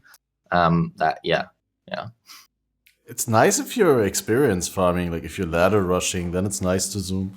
That's the only times I've ever felt good about it, is like synthesis flashback race, like pop in another synthesis memory fragment, go, get that XP. Every little fragment is like 0.5% or something like that. Then it's fun. Yeah, I don't know. I actually enjoy like just chain mapping sometimes. I just usually put on like some weird psytrance playlist and just like pre-roll a crap ton of maps and just like put them in, run. The only thing I really hate is dump tabs, which like, but if you like actually chain mapping, not having dump tabs, like the downtime between maps feels horrible. So only stash affinities will fix your problems. Yes, yeah, that's why I'm actually waiting for that. Wait, dude. Between 1 or 3 weeks, that could actually be the spark that reignites the league. When we do like a private league, fresh start, actual league start with stash affinities. Oh, like I really don't want to jinx it, but I think items are going to disappear. I think there's going to be a mistake in the coding, and we're going to lose. You can blame Badger now really if it happens. Yeah. Don't even care, because I don't pick up items, only currency. when you control click it into your stash, it just like deletes it. Balor won't even notice. I won't even notice. It's true. Once you get to a point, you don't really notice, do you? Like, I'll notice at the end of the day. I'll look at my tab and be like, feel like I didn't make much money today. Yeah. After like day 5 of still having like the exact same amount of exalt drop, like it'll be like the 3rd or 4th time I go and mass buy scarabs, and I'll be like, I'm running out of money. Because like I'll do the same things that Grimro does, like the really high content, all super juiced, but I won't track anything. Like I will just buy and then drop in a dump tab, and then next time I go to buy, I've got more money than I started with, and it's great. But I don't track shit, so I just wouldn't notice. You wait for the Grimro video where it's like, so I track my money and it disappears. So you're like, oh yeah. I'd have to wait for Grimro to tell me I'm losing money before I'd notice.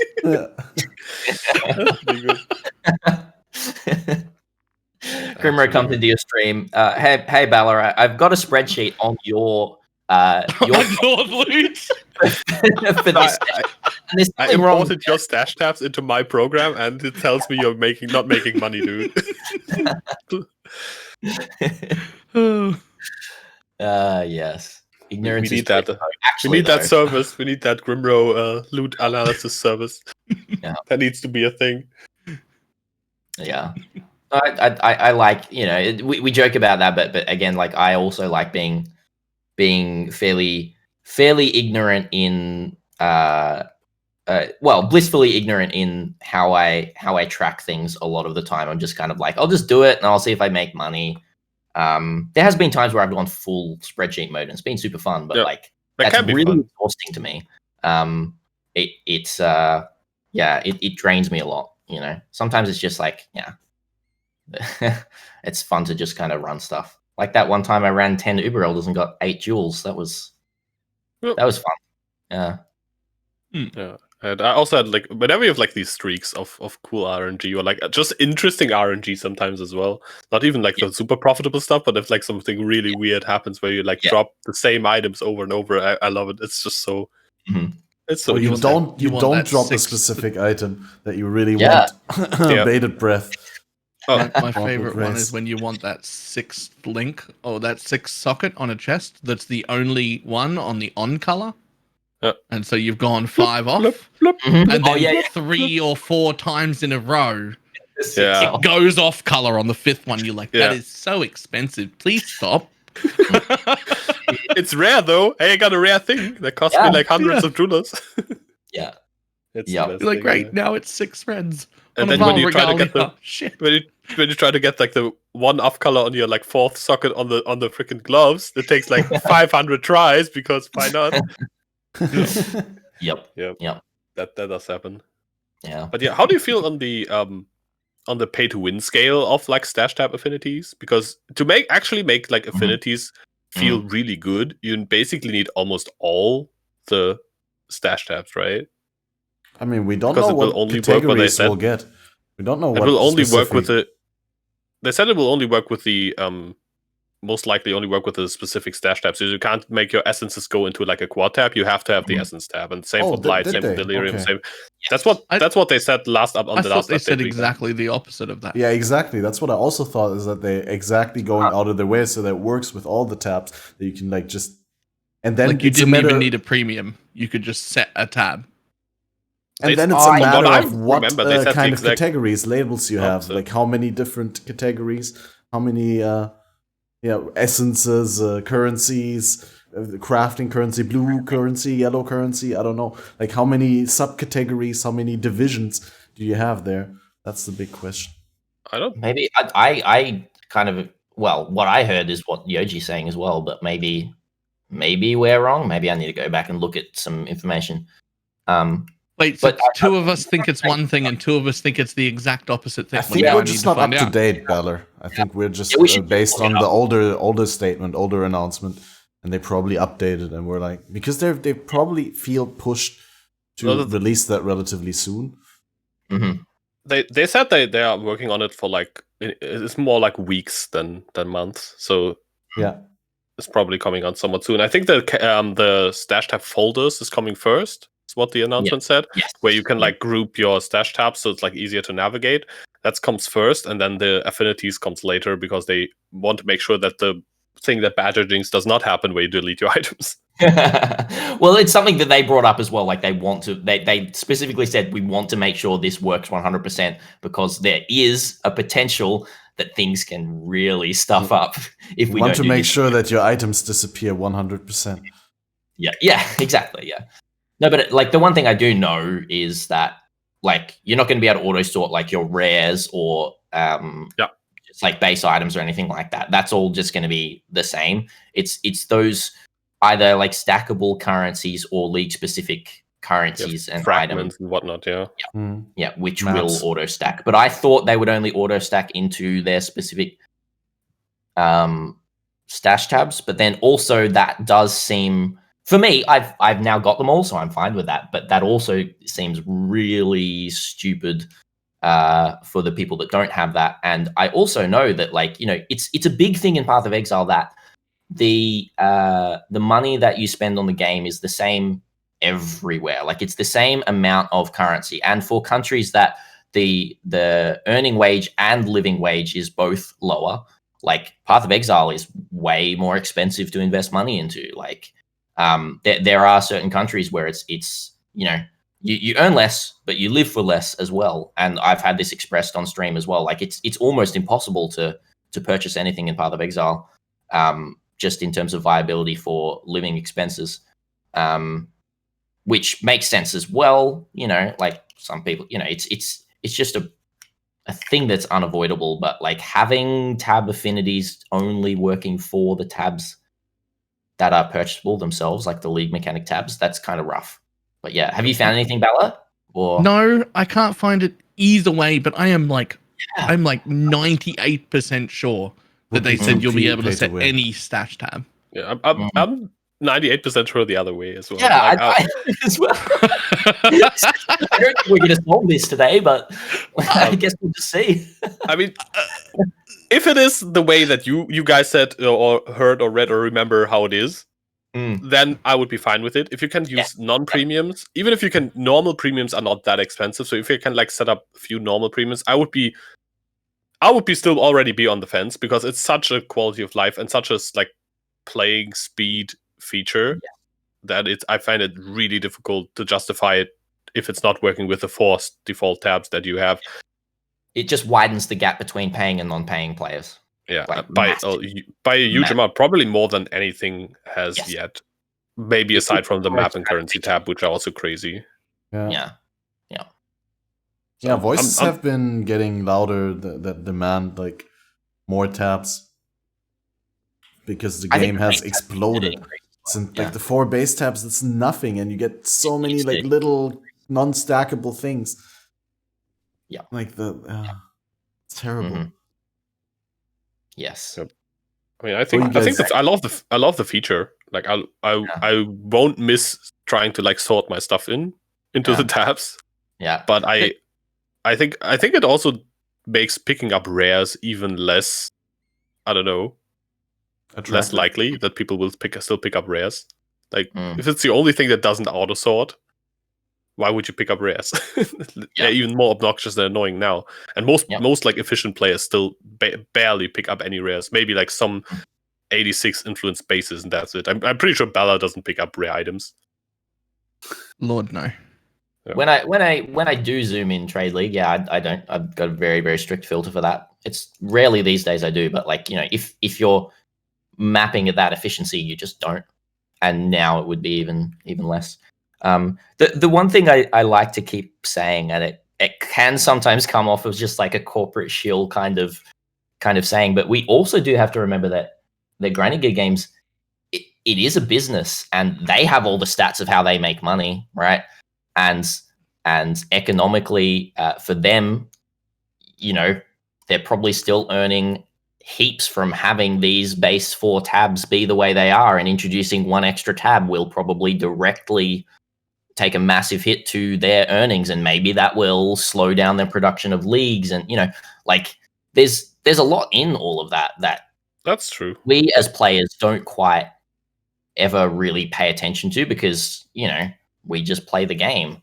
And this is where my GGG fanboy comes out. You know, they're a company and they got to make money is the be all and end all of it. And they're a really good company in terms of how game companies go. As much as they make really weird decisions at times, but that's just my 2 cents. So guys, what if I told you there were 3 separate official news posts about Stash Tab? Yeah, there were a lot of them. Oh. And neither what I thought or what you thought is mentioned in any of them. Yeah, it's not in the news well, post. It's not directly mentioned, but it is sort of said. It's not in there. Where I got my information from is the Chris Wilson interview that Ziggy D did. That's where this mentioned that he said that he doesn't think that this happens. Well, but in the official news looking at the one post that says you will be able to tick a checkbox on one of each type of your currency, map, essence, divination, fragment, unique, delve, blight, metamorph, and delirium tabs to indicate that the tab should receive items that are control-clicked from the inventory. And this one doesn't clarify it, but it strongly indicates that it's only on those specialized tabs rather than on any tab. Any tab could be marked to receive map, essence, divination, fragment, whatever sort of types items. Which, I find that really questionable in terms of like paying for convenience. And I mean, in the same post, they say like we considered whether the feature would result in unacceptable level of paying for convenience, but they disagreed with me there. I think it would be too. I mean, but then the gap is already, like you guys said, the gap is already insane between someone who pays and who doesn't. I mean, as I said, for me, this is definitely like not a step that I think they should take from a fairness point of view and like being a competitive game point of view. But I personally wouldn't mind the less clicking in my gameplay, but I think this is not a good thing. Yeah, I don't think it's a good thing. If it's just to the tabs, that's what I think is going to happen, and I also think it's a terrible idea. Yeah, and I'll really have to think if I actually want to buy. I don't have a blight tab because I can just slap my oils into like one of my bazillion normal tabs. I don't have a fossil tab because that thing doesn't save any space either. And I also don't have a metamorph tab because that's the most useless thing I've ever seen. Really? The metamorph was great last league because I did a metamorph project where I filled the entire tab and then run them all, which by the way was the most currency I've ever lost from a project ever. Yeah, if you buy them, actually buy them. It was so bad. Anyway, but that was fun. But that I bought the tab for that project basically. But apart from that, it's a waste. Yeah, in my opinion, you know. But I'm already like on the fence. Was already on the fence, and still am not liking the mystery boxes either. I like really dislike any sort of money-based gambling for anything in games, and I think that should be banned. Why? And hopefully, I'm so confused. What happened with that? Why are people upset with that? Because it is a predatory thing it's known to bait people into spending way more than they should, because it's psychologically proven in studies since the 1950s that this is the thing, and it's not even like disputable that this preys on people with bad tendencies and makes it way too easy for them to gamble in a way that is really hard for them to break out of. Because if you're a gambling addict and you go into a casino and waste your money, you will eventually be banned from there, and you can't go and gamble in the physical world anymore. That's a thing in most first world countries. That doesn't happen online. And I think that's horrible. It's always confused me, like, because I love mystery boxes. I love them too, and I know that they are predatory gambling. It's really weird. It's like I have a kind of a type of addictive personality, so I have to be really careful with that. It's the same reason I've never set foot in a casino before, because like I know that I'm conscious of my tendencies could actually override my like my brain knowing 100% knowing that what I'm doing is, you know, a bad thing to do in certain cases. It's, you know, it is predatory. That's basically it. It's designed to psychologically manipulate you into buying more when you do not need it. But every marketing is. I mean, I'm not saying I'm going either way, but like every sort of marketing move they do, whether it's the gambling boxes or the little MTX trailers, or like this releasing it as a set of MTX rather than like one MTX, all of that is targeted at increasing sales. So increasing sales, yes, and people might buy a set of MTX that they won't, but it's psychologically just like a very different effect of, I have to buy maybe infinite of these to get the thing. Like, what was it? Quinn spent like $1,000-something just because he get the thing. I mean, he makes money of it, and it's content, so that makes a lot of sense for him to do it. But there are people who do this type of stuff who don't have the $1,000 to spare, and they might like ruin their family from this. And I think, mystery boxes are fun. Is not an argument that outweighs that in any way, ever. There is also the argument that comes up again. Now we're getting into just kind of like gambling in general, but the argument that comes up, like, oh, you know, it's if you know, if it puts you in a situation that is literally detrimental to your life or your situation or anything like that, then that's your fault. You know, you made that decision. Is again, as Yoji is saying, it's scientifically proven that it really manipulates you, and it is predatory. And Path of Exile isn't doing it in the most predatory way, but it is still that's true it's still a form of gambling. It's crossed that line in what I can see and tell. Yeah, and like I don't know also how I feel about, because I know that there has been certain individuals that have been given mystery boxes for free, online personalities have been given mystery boxes for free to open online for people to see them getting excited opening these boxes and opening more and more, because and then they end up buying more on top of that, because they're like, oh wait, I want to keep going, I didn't get that one that I want, and that's looked at as a fun, positive thing to do within the game. And then other people go and do it. I go and do it. I've done it. I wouldn't do it.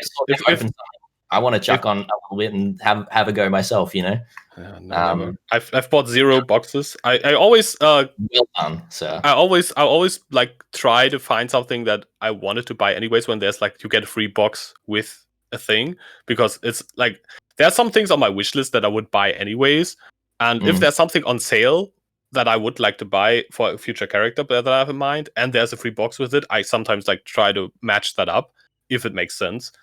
Those are the only boxes that I've opened, and I never ever spent a single point on any mystery box, and I won't. So, I've bought a set after it came out that I've done, but no, not on the box. Yeah, I would never buy a box though with the ambition to get a pack. Sorry, Balor, just quickly. Like it's always like, hey, I buy like 10 boxes now, and I see what I get, and you generally make a net gain, so to say. If you were going to spend that money on MTX anyway, you get more out of it than if you buy it when it comes into the shop. But you should not aim ever for anything specific, obviously. Agreed. Yeah. So, I feel like I need way more information than what I currently have. Because I know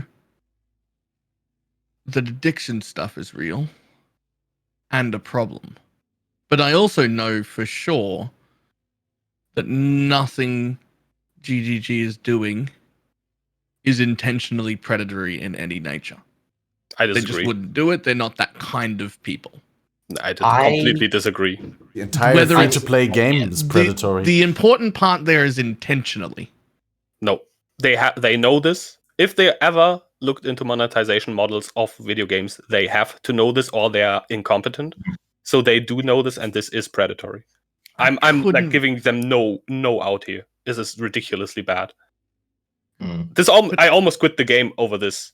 I really hate mystery boxes. Hearing mystery boxes came in excited me, and I love them. So there's that. But I don't really have any. I've never even heard of this being a problem. I've never looked into it, so I don't have any knowledge.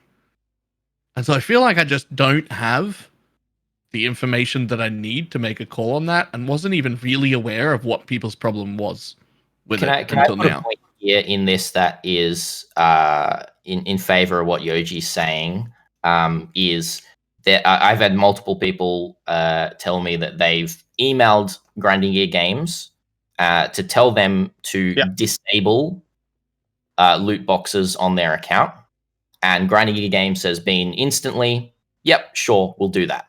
Which, the first thing you look at is, that's great. They're being proactive on that front of, letting people do that. But then you look at it the other way, they know that loot boxes do that to people, and that it legitimately is a problem, because they're so ready to help people who are in that problem. But there's also a lot of other people that wouldn't reach out to Grinding Gear Games, and then will just keep spending. People that don't have that foresight to know that they're getting to a point where it's like, this is actually becoming a problem. I need this to not I need to not even have the chance of seeing that button to click it, right? So it's a lot of business in real life on online are based on that thin line of balance between healthy and unhealthy behavior, though. Like if you think about fast food restaurants or something like that. I'm not saying we should hold GGG to lower standards just because of that, because other people are doing it as well. But I'm just saying, like, it's pretty much normal almost. in many ways. I mean, real tough thing is that's the takeaway. It's like it's commercialism. Yeah, that's like the where you get how far are you allowed to take it. Like basically, we live in a world where child labor laws have to exist, so businesses don't take advantage of kids. So that's if you like spin this further and further and further. It's basically people will go. Some people, not everyone, but some people will go to absolutely ridiculous levels to make more money, right? And there have to be like some ways to stop it, and where those lines have to be drawn. I mean, child labor is like a pretty easy line to draw, obviously, but gambling, boxes, when is it exploitative, when it is not? That's kind of like the whole huge can of worms that we basically opened with this. And my line is pretty clear on this one, and I basically like huge props to Balor for like just saying I need more information on this, and I can't like make a decision based on what I know. I see your points, and all I have is my own feelings. We have no research, which I think enough. Which I think is completely like a valid starting point, but recognizing that you need more information, I think is just in a discussion always like worth a lot. Oh yeah, heck yeah, yeah. I don't know as much as what Yoji like. I've read a few. I've read like a paper and a couple of articles. Well, articles can sometimes be also misleading and everything like that, Yes. which I know. But I have read at least one paper on a kind of third-party study on all of this kind of stuff, and it was very eye-opening. Yeah, also like I also know it's weird as well because aside from Yoji, I have spent a lot of money on these loot boxes.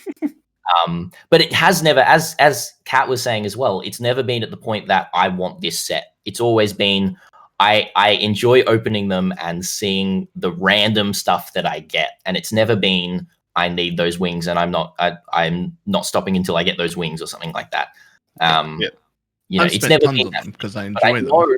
Yeah, I know that it could, if I was in an unhealthier state in life or in a worse situation or in a worse emotional state or something like that, I would have the potential of doing that. Like I can kind of see that in myself, which is very eye-opening to me as well, being like, yeah, it's not great. Yeah. I've never thought of it because I don't buy points. I only buy packs. Yes. Which means I'll spend $60 every 3 months on whatever their supporter pack is. Nope. And I just count that as my support to the company. Yeah. And then I've got a numbering game of how much shit I'm allowed to buy that league. Yep. I think that's a really good way to go about it as well. And then if I run out, then that's all I get for that league. And so if I want to save some for another build later or to see what goes on sale later, I have to save it. If I choose to spend it all on mystery boxes, I do. Doesn't matter. Because that's the $60 I put in. And next league, I'll give them another 60. I'll buy the next pack. That's my points again. That's all I get. That's it. Yeah. That's a really good way to go about this. This is roughly what I do as well. Like whenever I have like some spare money, either at the beginning of a league, end of a league, sometime like within the league cycle, I'll be like, okay, I got like $60 to like upgrade a pack or whatever, and that's the points I get to spend till next league or whatever. Yeah. Healthy approach, very wholesome. And as you said, like gambling and stuff can be fun. That's why it exists, right? Gambling doesn't solely exist to exploit people. Like, for example, crafting in PoE, the gambling crafting, it can still be really fun, right? Like a lot of people like after Harvest like crapped on like, oh, gambling crafting is bad.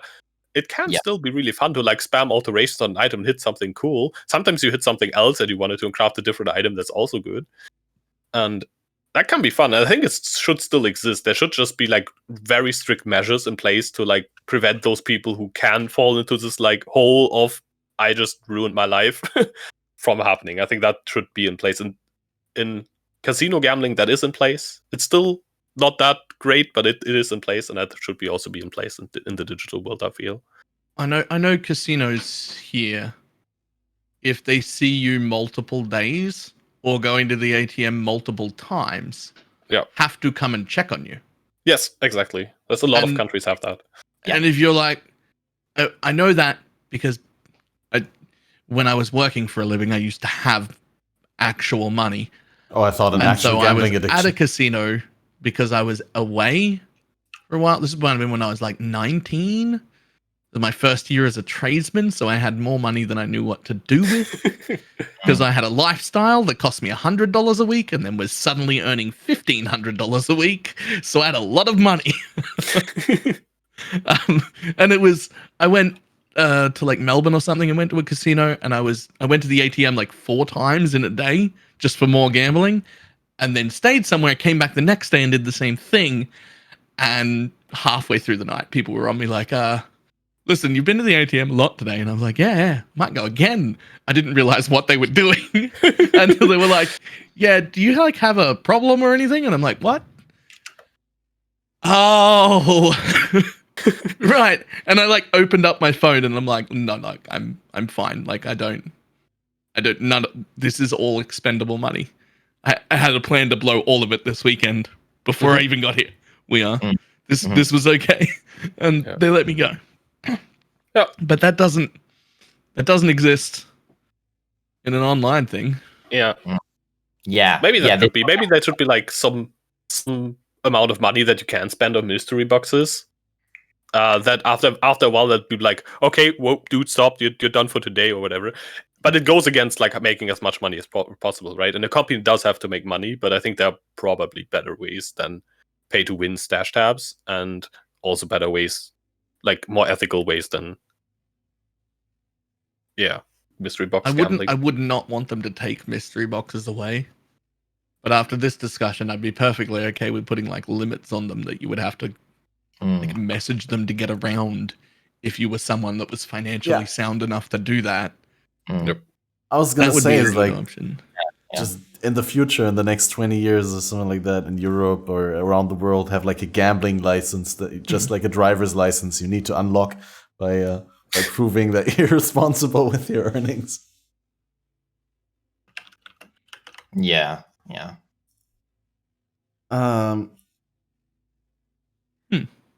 Different topic. Are you using any alt quality gems in your builds right now, guys?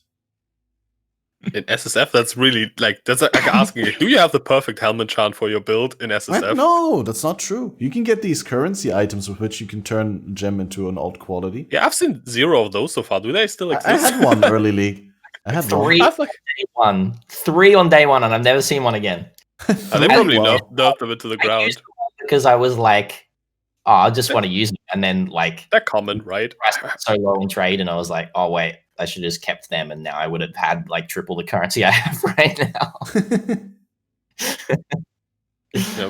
No, but honestly, like I've not like seen any of those. I didn't heist like almost for the first week because I crash whenever I would like enter a heist. So maybe they were like nerfed early on because I've not seen any of those. But what they do is like you can gamble for like a random alternate quality, right? You just like put it on a quality gem and it gets like one of the available ones. Exactly, and there's only maximum 2 different alt qualities, right? So you can.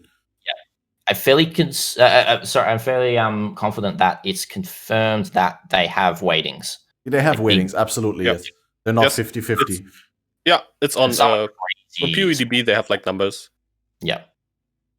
The spell damage EQ is like one of the lowest weightings. Like what? It's a meme build. Don't make my memes rare. Yeah. But then there's some gems who only have 1 alt quality, right? Not all have 2, right? Isn't there also ones with 3? Or is there only there 2? Are 1 to 3. Yeah, it's like 1 to 3, I think, but mostly 2 to 3, and mostly 3. Yeah, I can't think of anyone that has 1. I thought there was 1 somewhere. I made a list. But I don't think there are ones. Yeah, I think there was. Maybe my brain thought that 2 is 1. But there's some cool ones. On my Archmage, I used the Arcane Cloak buff effect one before it exploded in price because people realized, hey, wait, that's really good. Yes. Yeah. Because you can also like enhance that because it doesn't really matter, like because it's not an aura. That's really, really good. Yes. Yeah. Yeah. I've been such as one apparently. I think I mentioned this a couple of times. We've been playing around with the Divergence. Detonate Mines. Yeah, and Power Detonate as well. Mines has only one alt quality. Detonate Mines, really interesting. Oh, okay. Yeah. Divergent Rally and Cry is just awesome for minions. It's just like extra buff for minions, which is super fun. And confirmed to be quite strong in game. I did some testing. but I'm just waiting for that to catch on. But yeah, there's gonna be some things that pop out of that, I'm sure. And the one that I haven't used it, but I made a little bit of money off it early, right before people picked up on it. Well, people knew about it, but they hadn't been purchasing them yet, which was the Life Leech on Blade Vortex. It's just extremely strong. Extremely strong. Yeah. It's pretty crazy. Which was Anomalous, I think, on the Blade Vortex. Fairly certain. That one had fairly low rating, and I think I bought a couple of them before I even knew that there were weightings. I thought it was just like, a 1 in 4 chance for, getting them before I knew the weightings. And I just like got it first try. I'm like, oh, that was easy money. And then after I made money on that, I'm like, oh, wait, I was extremely lucky. I could have very easily lost money on that. Once again, ignorance is bliss. I love it. That reminds me of my friend, like when Awakening was released and div cards were added to the game, my friend handed in his first ever set of the Carrion Crow, the blue life item. He got a 5-link chess piece, and we thought for a while that's always what's gonna happen. We were so happy with 5 links, nice. Yeah. If that was like 5-link life item, that card would be great. Yeah. It'd be awesome. Yeah. But I haven't really played around with much more. Again, I haven't. Oh, sorry. I haven't. Yeah, no, I was especially surprised. Like, you said you didn't play that much because, Yep. this and that. But with Yoji, who said that he's done every single heist that he got and then saved up everything and instantly did a grand heist whenever he had enough coins. I was expecting you to have more unusual gems. I avoid the gem ones because in SSF it's just unlikely to get one. So so I did them in trade quite a bit because that's like one of the more profitable ones compared to the others. But you can't do that many grand heists, and in SSF I mostly want to try the new uniques. I got like the replica Alberons today, which is really cool. I kind of want to make a build around that.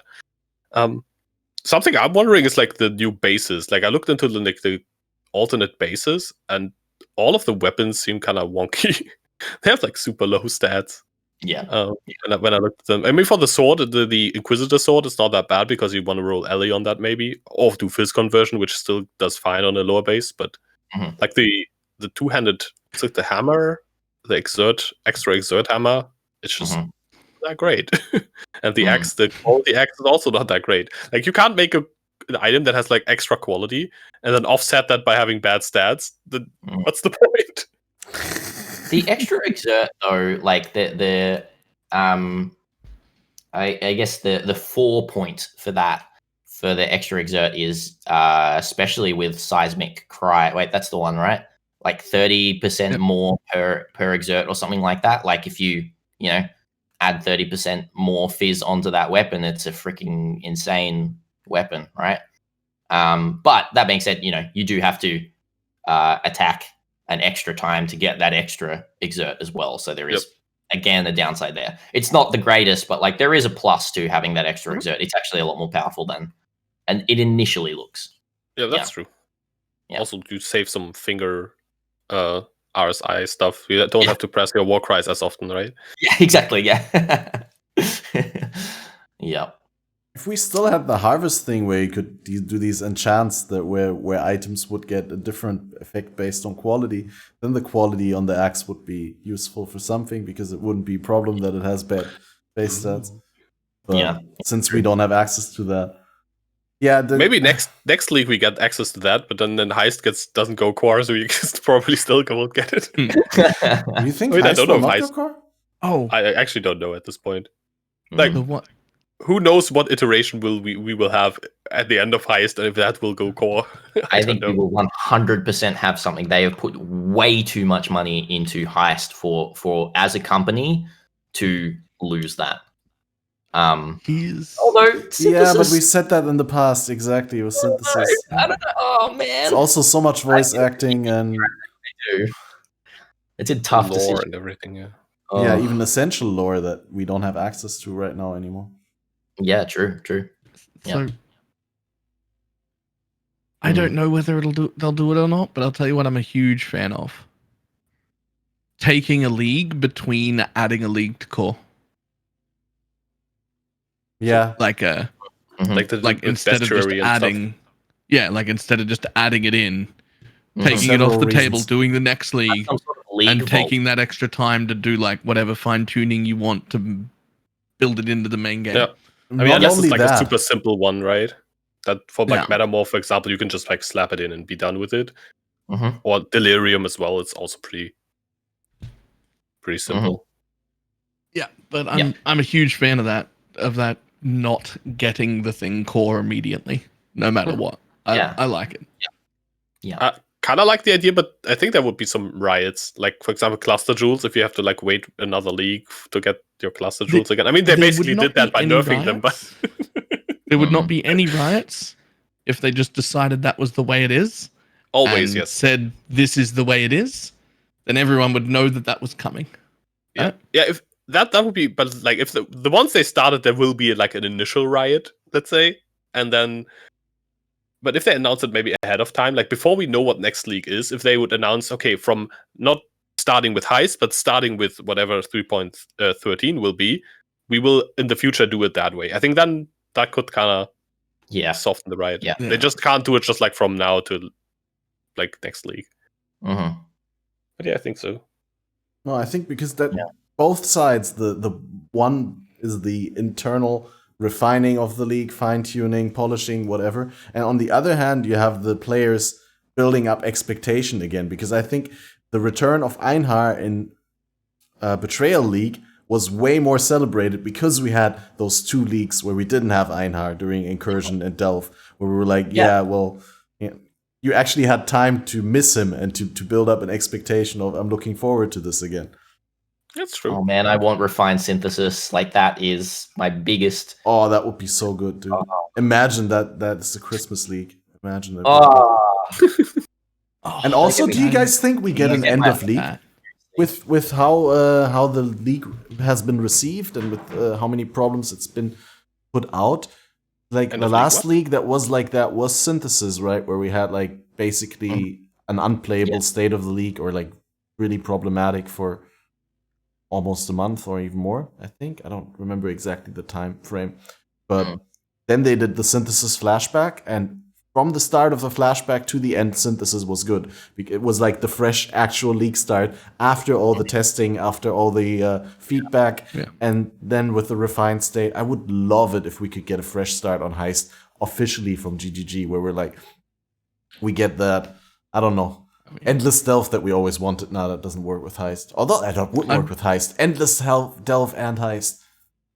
I've been wanting flashbacks or mayhems or turmoils or anything every league for the past like 4 leagues. I've given up hope. Yeah, but we have to still keep mentioning it. We have to still keep mentioning it to bring it into the. This comes back to again kind of economic viability. It's just been proven that it's just bad for the game in the long run. Like, actually, as much as I want it as well, I want a flashback so much. It's just, I'm one of the reasons why it's bad for the game, because I never play those. And if they start, it just killed, like back when I was just playing trade, when they start, it kills the economy in the normal league. Because the last few people were like, oh, I've got to start a new thing. And I'm like, I don't have time for like play something for a month. Like, I don't even get, like, back in the day when I was like playing even less, I wouldn't even get anywhere in a month.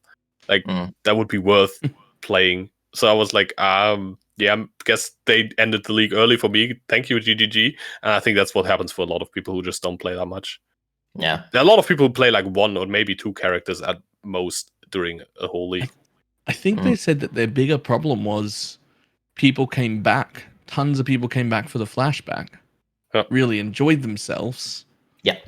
But then didn't return for the next league start because they were too soon. They'd already done a thing. Already burnt out. Especially if it's like a league, it's like burns you out so quickly. And you buy supporter packs at the beginning of a new league. So they already did that for this league. Then they came back for the flashback, which they didn't buy anything for.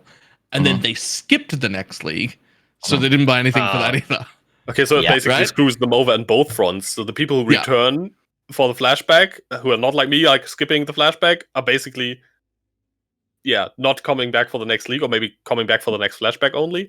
And then people who are like me just quit the league at that point and don't play, and maybe also don't buy any MTX or whatever anymore. I can see why that's not viable. If it screws over both people, no matter if you're playing it or not, you're just done. That's not good. Which, even though it's fun for us, it's not happening. Actually good, We're not getting one. We're just not. There was this FAQ at some point where they said they put infrastructure in place to do custom leagues or stuff like that, and they also mentioned explicitly endless delve was an option that would be coming up. And as much as I agree with you that they've said that was the reason that they're not doing those events anymore for end of league events, I think I've also heard enough from GGG sides that there is interest in reviving races from GGG side and doing events like that again, maybe not in the same way. And they also had, from what I heard, really big plans in that department for this year that were then thrown over by the pandemic. I don't have enough of the inside knowledge to actively say exactly what's going on, but I do know that what we've been doing, and when I say we, I'm not actually involved, but what the racer people have been doing over the last year is proving that there's an audience and an interest in the racing scene, which doesn't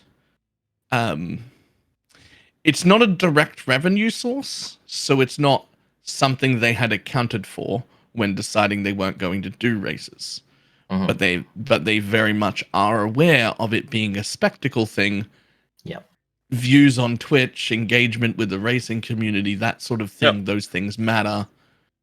And that is advertising and hype, and while you can't physically directly see that, we ran a race, we made X amount of money from people buying MTXs, it actually does make them money. So the idea of that racing stuff that the community is doing is that if you can show a large enough interest in it, then you can prove beyond reasonable doubt that it would be profitable for them to also get involved and run their own.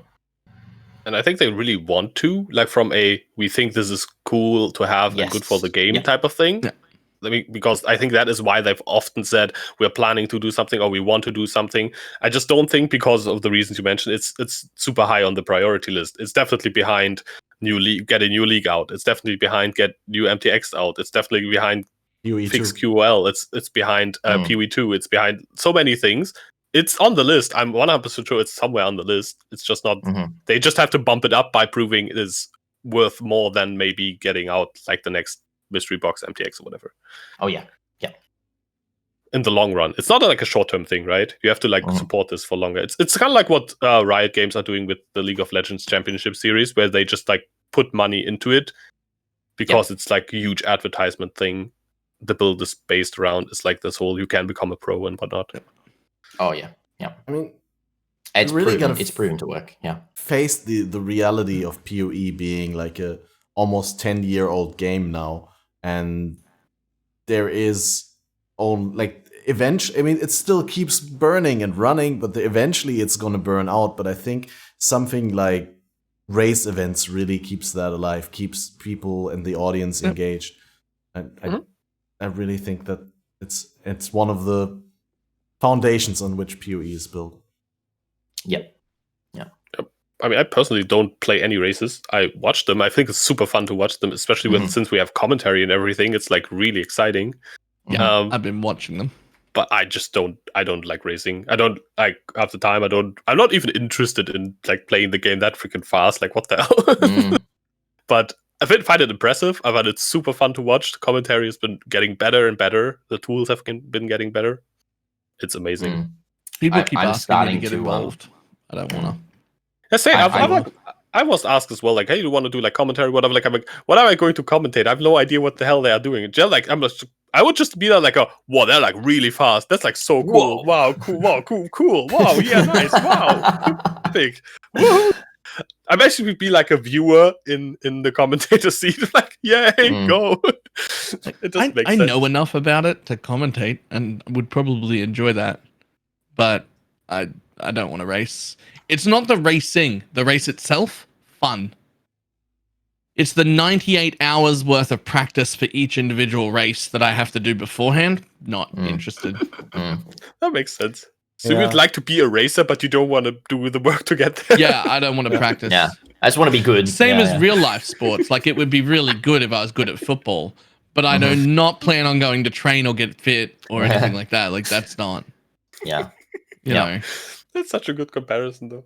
Difference between wishing and wanting. No, but like if there was regular, like I don't know, race seasons or race events again from GGG side, I think there would be a lot of casual race audience as well. People who are just playing the race for fun because it provides an alternate start with a different twist. Like all these fun race types that they had, like Uber Beyond or Head Titan races with the crazy mods. That you don't need to be good in those races, and since they are kind of a once in a lifetime sort of event, at least at the moment, like there's also not going to be like the best way to play it. Like there's some people who have success with their approach and other people who don't, but there's no like super min-maxed racing meta like it is with currently running through the act progression, which, you know, hasn't changed since 3.9 again, basically.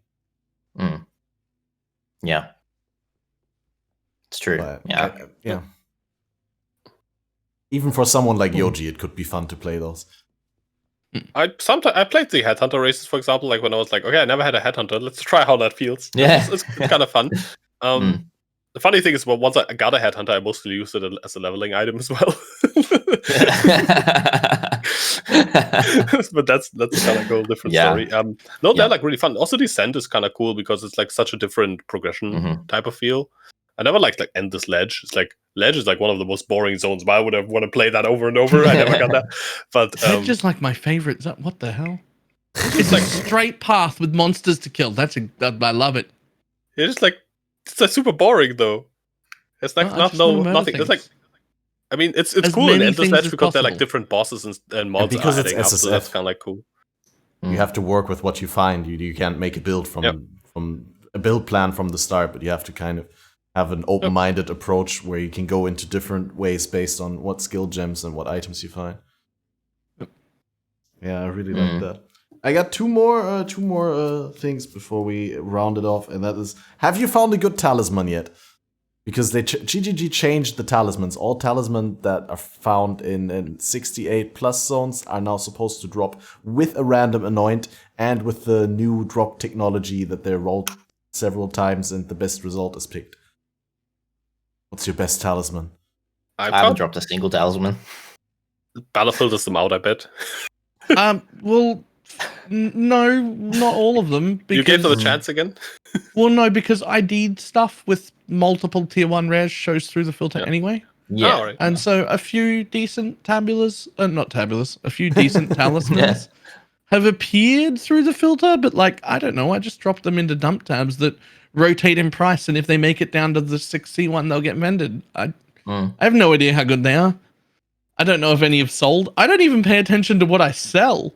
Yeah. Like, it's just the message comes in and it tells me what tab, and a little box appears above the item they want, and I don't even check it. I click the box, I click the trade button, I give it to them. To be honest, I don't even check how much chaos they put in. So unless it's like a multi-X trade, you heard it here first, guys. Like, get your extra discounts at Balor's. Yeah. If you're looking for someone to scam, Balor seems a really easy target right now. Just saying, and he doesn't even actually care. You probably won't notice, as we mentioned before.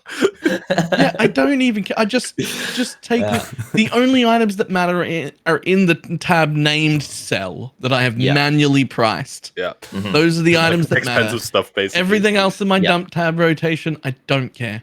People message me for something that's 50C in a 50C tab, and they're like, will you take 20? I just invite them and take 20. I don't even look at the item. Yeah. I don't even look at it.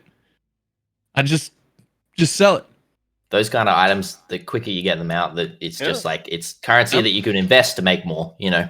Like, that's, That's what I think as well. Like, sometimes it's just not worth haggling over stuff. I mean, if you know for sure you can sell this item for 80 chaos, you shouldn't take like 40, right? But if you have like a random item, you just like priced it at your best guess, and like a guy messaged you after 2 days and is like, hey, would you do like 20 chaos less? Like, who cares? Just sell it. Mm. Like it's chaos you have versus chaos you never have.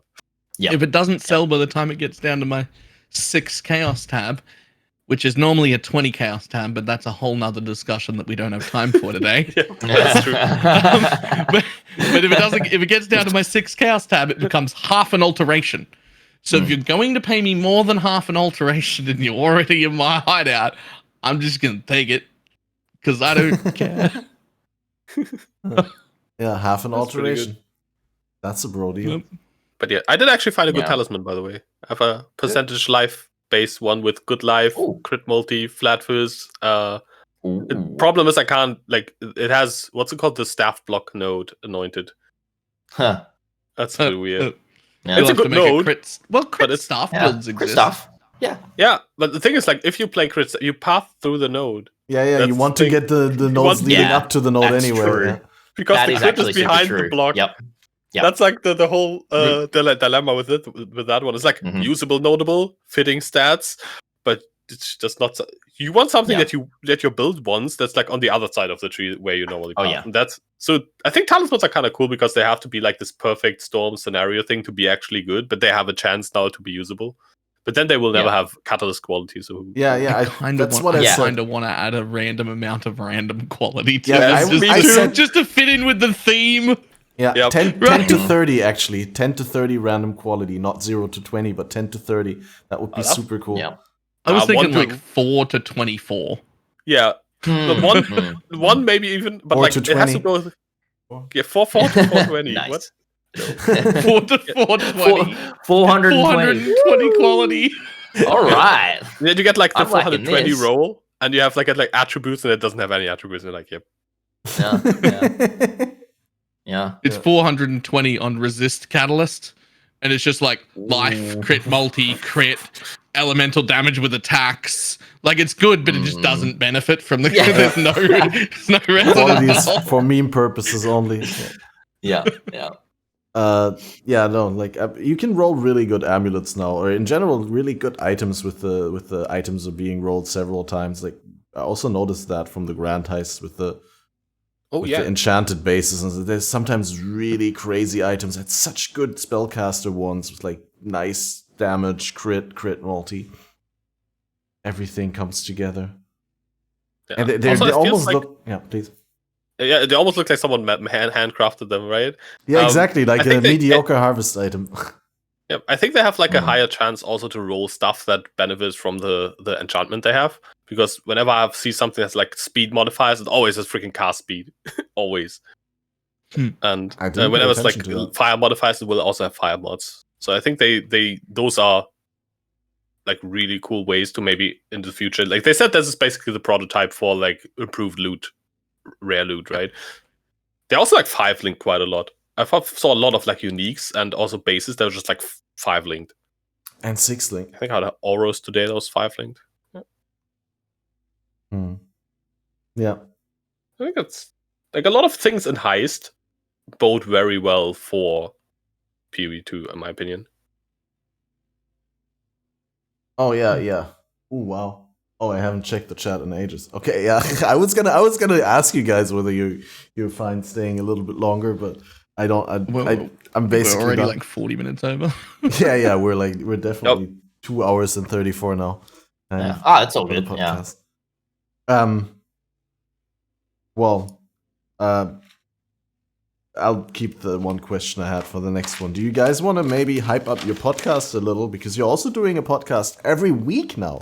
And do you want to tell us, is there any exclusive announcements already for the next week's episode that you can sneak in? I don't think we've fully decided yet, have we, Yoji? Yeah. I mean, the current discussion is that we will have an episode of Yoji tries to convince Badger to not stop playing PoE, basically. You're gonna have to watch that for inspiration. But we've not decided. Might also appear to be something completely different. The idea was talk about like PoE burnout, quitting, how to prevent quitting a league early, which Badger seems to be kind of like. I'm experiencing, towards. So it could be fun to talk about. Like I'm actually experiencing it right now. So I recently made a video on the topic of like how to keep playing longer. So it kind of makes sense. That's why we are thinking about that. But if you tune in next Wednesday, and it's something completely different, we change the topic. Yeah, there's a very real chance that we do, because I don't think we'll have a guest this time, will we? I don't know. Maybe we will if we can find someone quick when we decide a topic. Change. Yeah, that could change. That might also change. Yeah. So it's going to be a lucky dip episode. It'll be good. Yeah. Yep. But no, pretty much the podcast is it's called Inspired Learning. If you don't know about it, if you're listening or if you're in chat or anything like that, it's Yoji and I host it, and sometimes we have a guest on, or maybe a couple of guests. Usually focusing on, if we have a guest, we usually focus on a specific either mechanic or topic of Path of Exile, whether it's last week we had Gazzy on talking all things minions, which was super fun. And then, whether it's, talking about how to craft a build, your first build episode or something like that, lots of kind of specific topics that we're going to be delving into. Yep. And yeah, every week, Wednesday, 6 p.m. UTC or whatever that is in your time. I can't even remember what that is in GMT or anything like that. Isn't UTC GMT? What's it in Australian time? Just so that I know. 5 a.m. Yeah, they always are. Yeah. Fair enough. Yeah. I'm like screwing Badger over because I can't do podcasts before the kids are in bed, basically, and I also can't to go too late because I work early. When we set up the podcast, I was like, I have this small of a window to do the podcast, and it's basically what I told Badger. He's like, yeah, I think we can still make it work. I'm like, we can do it. We can do it. Yeah, don't worry. We're literally used to it. Like, this is the life of living in Australia. You just accept shit's going to happen at weird times if you're online. You just deal with it. It's good, though, because league starts are perfect for us, right? We play massive day. It's so good. Yeah, you wake up and you directly go and Yeah. For me, it's like, okay, I'm about to go to sleep. Oh, league started. Yeah. Or you have to really mess up the sleep go schedule. To bed, like, super tired. Yeah. Nah, I can't mess up my sleep schedule. Like, if not, you're like not as a full working time. Yeah, if you play like streaming full time, I think most full time streamers play like through the night, go to bed like in the morning, and then just like slowly adjust back over the course of the next month. Yeah. Which is okay, I guess. But yeah, since I can't do that, I mean, it's still cool to like play like a few hours, then go sleep and like be fresh in the morning and keep playing. It's still okay. Yeah. See, whereas I think about all the money I would have lost while I'm sleeping. Play SSF, Balor. You have to try. You might hate it, but you have to try. I'm gonna hate it. I don't want to pick stuff up. You gotta try. I hide portals 4 hours into the league. In SSF, I sometimes use Portal Gem. Yeah, if you get it. That's the you can reliably get it from breaches. But I also don't pick up portal scrolls or anything. I think you just vendor transmutes and buy portals for the wisdoms. I mostly pick up like whetstones because they trade into everything you need. Yeah, like they trade into armor scraps, they trade into glass blowers, they trade into wisdoms, they trade they're the best universal ones. But I also pick up some transmutes. Most of the times you don't need to quality your weapon because you're not playing a melee or bolt. Most of the time I'm playing a melee build, so that doesn't work. Okay, you're the exception. But still, you need the glass blowers and stuff anyways, right? But yeah, inspired learning. We also do like only like roughly 1 hour, not like 2.5, almost 3. It's supposed to be 90 minutes. So people are actually awake at the end of the podcast. Have you ever done like below 2 hours? We're trying. Maybe once, accidentally. It keeps going over 2. We keep trying to pull it back to 90 because it's better there, but it doesn't. It never happens. It's also the nature of the podcast. It's the big. We always have changing guests, so you always have a lot to talk about. There's never like the feeling of everything that's been talked about. Like, it's really hard to not open another can of worms right now, but I think we shouldn't. Also, for the sake of the audio cast, so everyone listening, thanks guys, it was awesome. Thanks, of course, first to the guest broadcasters, Yoji, Badger. If you guys want more, check out their podcast. It's amazing. I've checked it out. And I thought Discord was dying. Oh, Jesus. Anyway, before Discord dies, we're going to end it off here. Thanks, everyone, for watching. Make sure to check out the VOD in full on BalorMage's YouTube, youtube.com/BalorMage, in order to catch up with everything that you've missed in the beginning of the episode if you've not been watching the entire thing from the start. And of course, check it out on the various audio platforms. Leave us a like or a comment on iTunes, Spotify, or whatever you're listening on. And the next episode of Faded Connections will be on the 24th of October. Actually, that one might be a little bit earlier. We're still planning it right now. We're talking to a weird guy with blue hair and a guy with a lot of hair. And hopefully we're going to make it work. But I can't announce any details yet. So good people. Check that out. And I'll see you on the next Faded Connections. Bye-bye.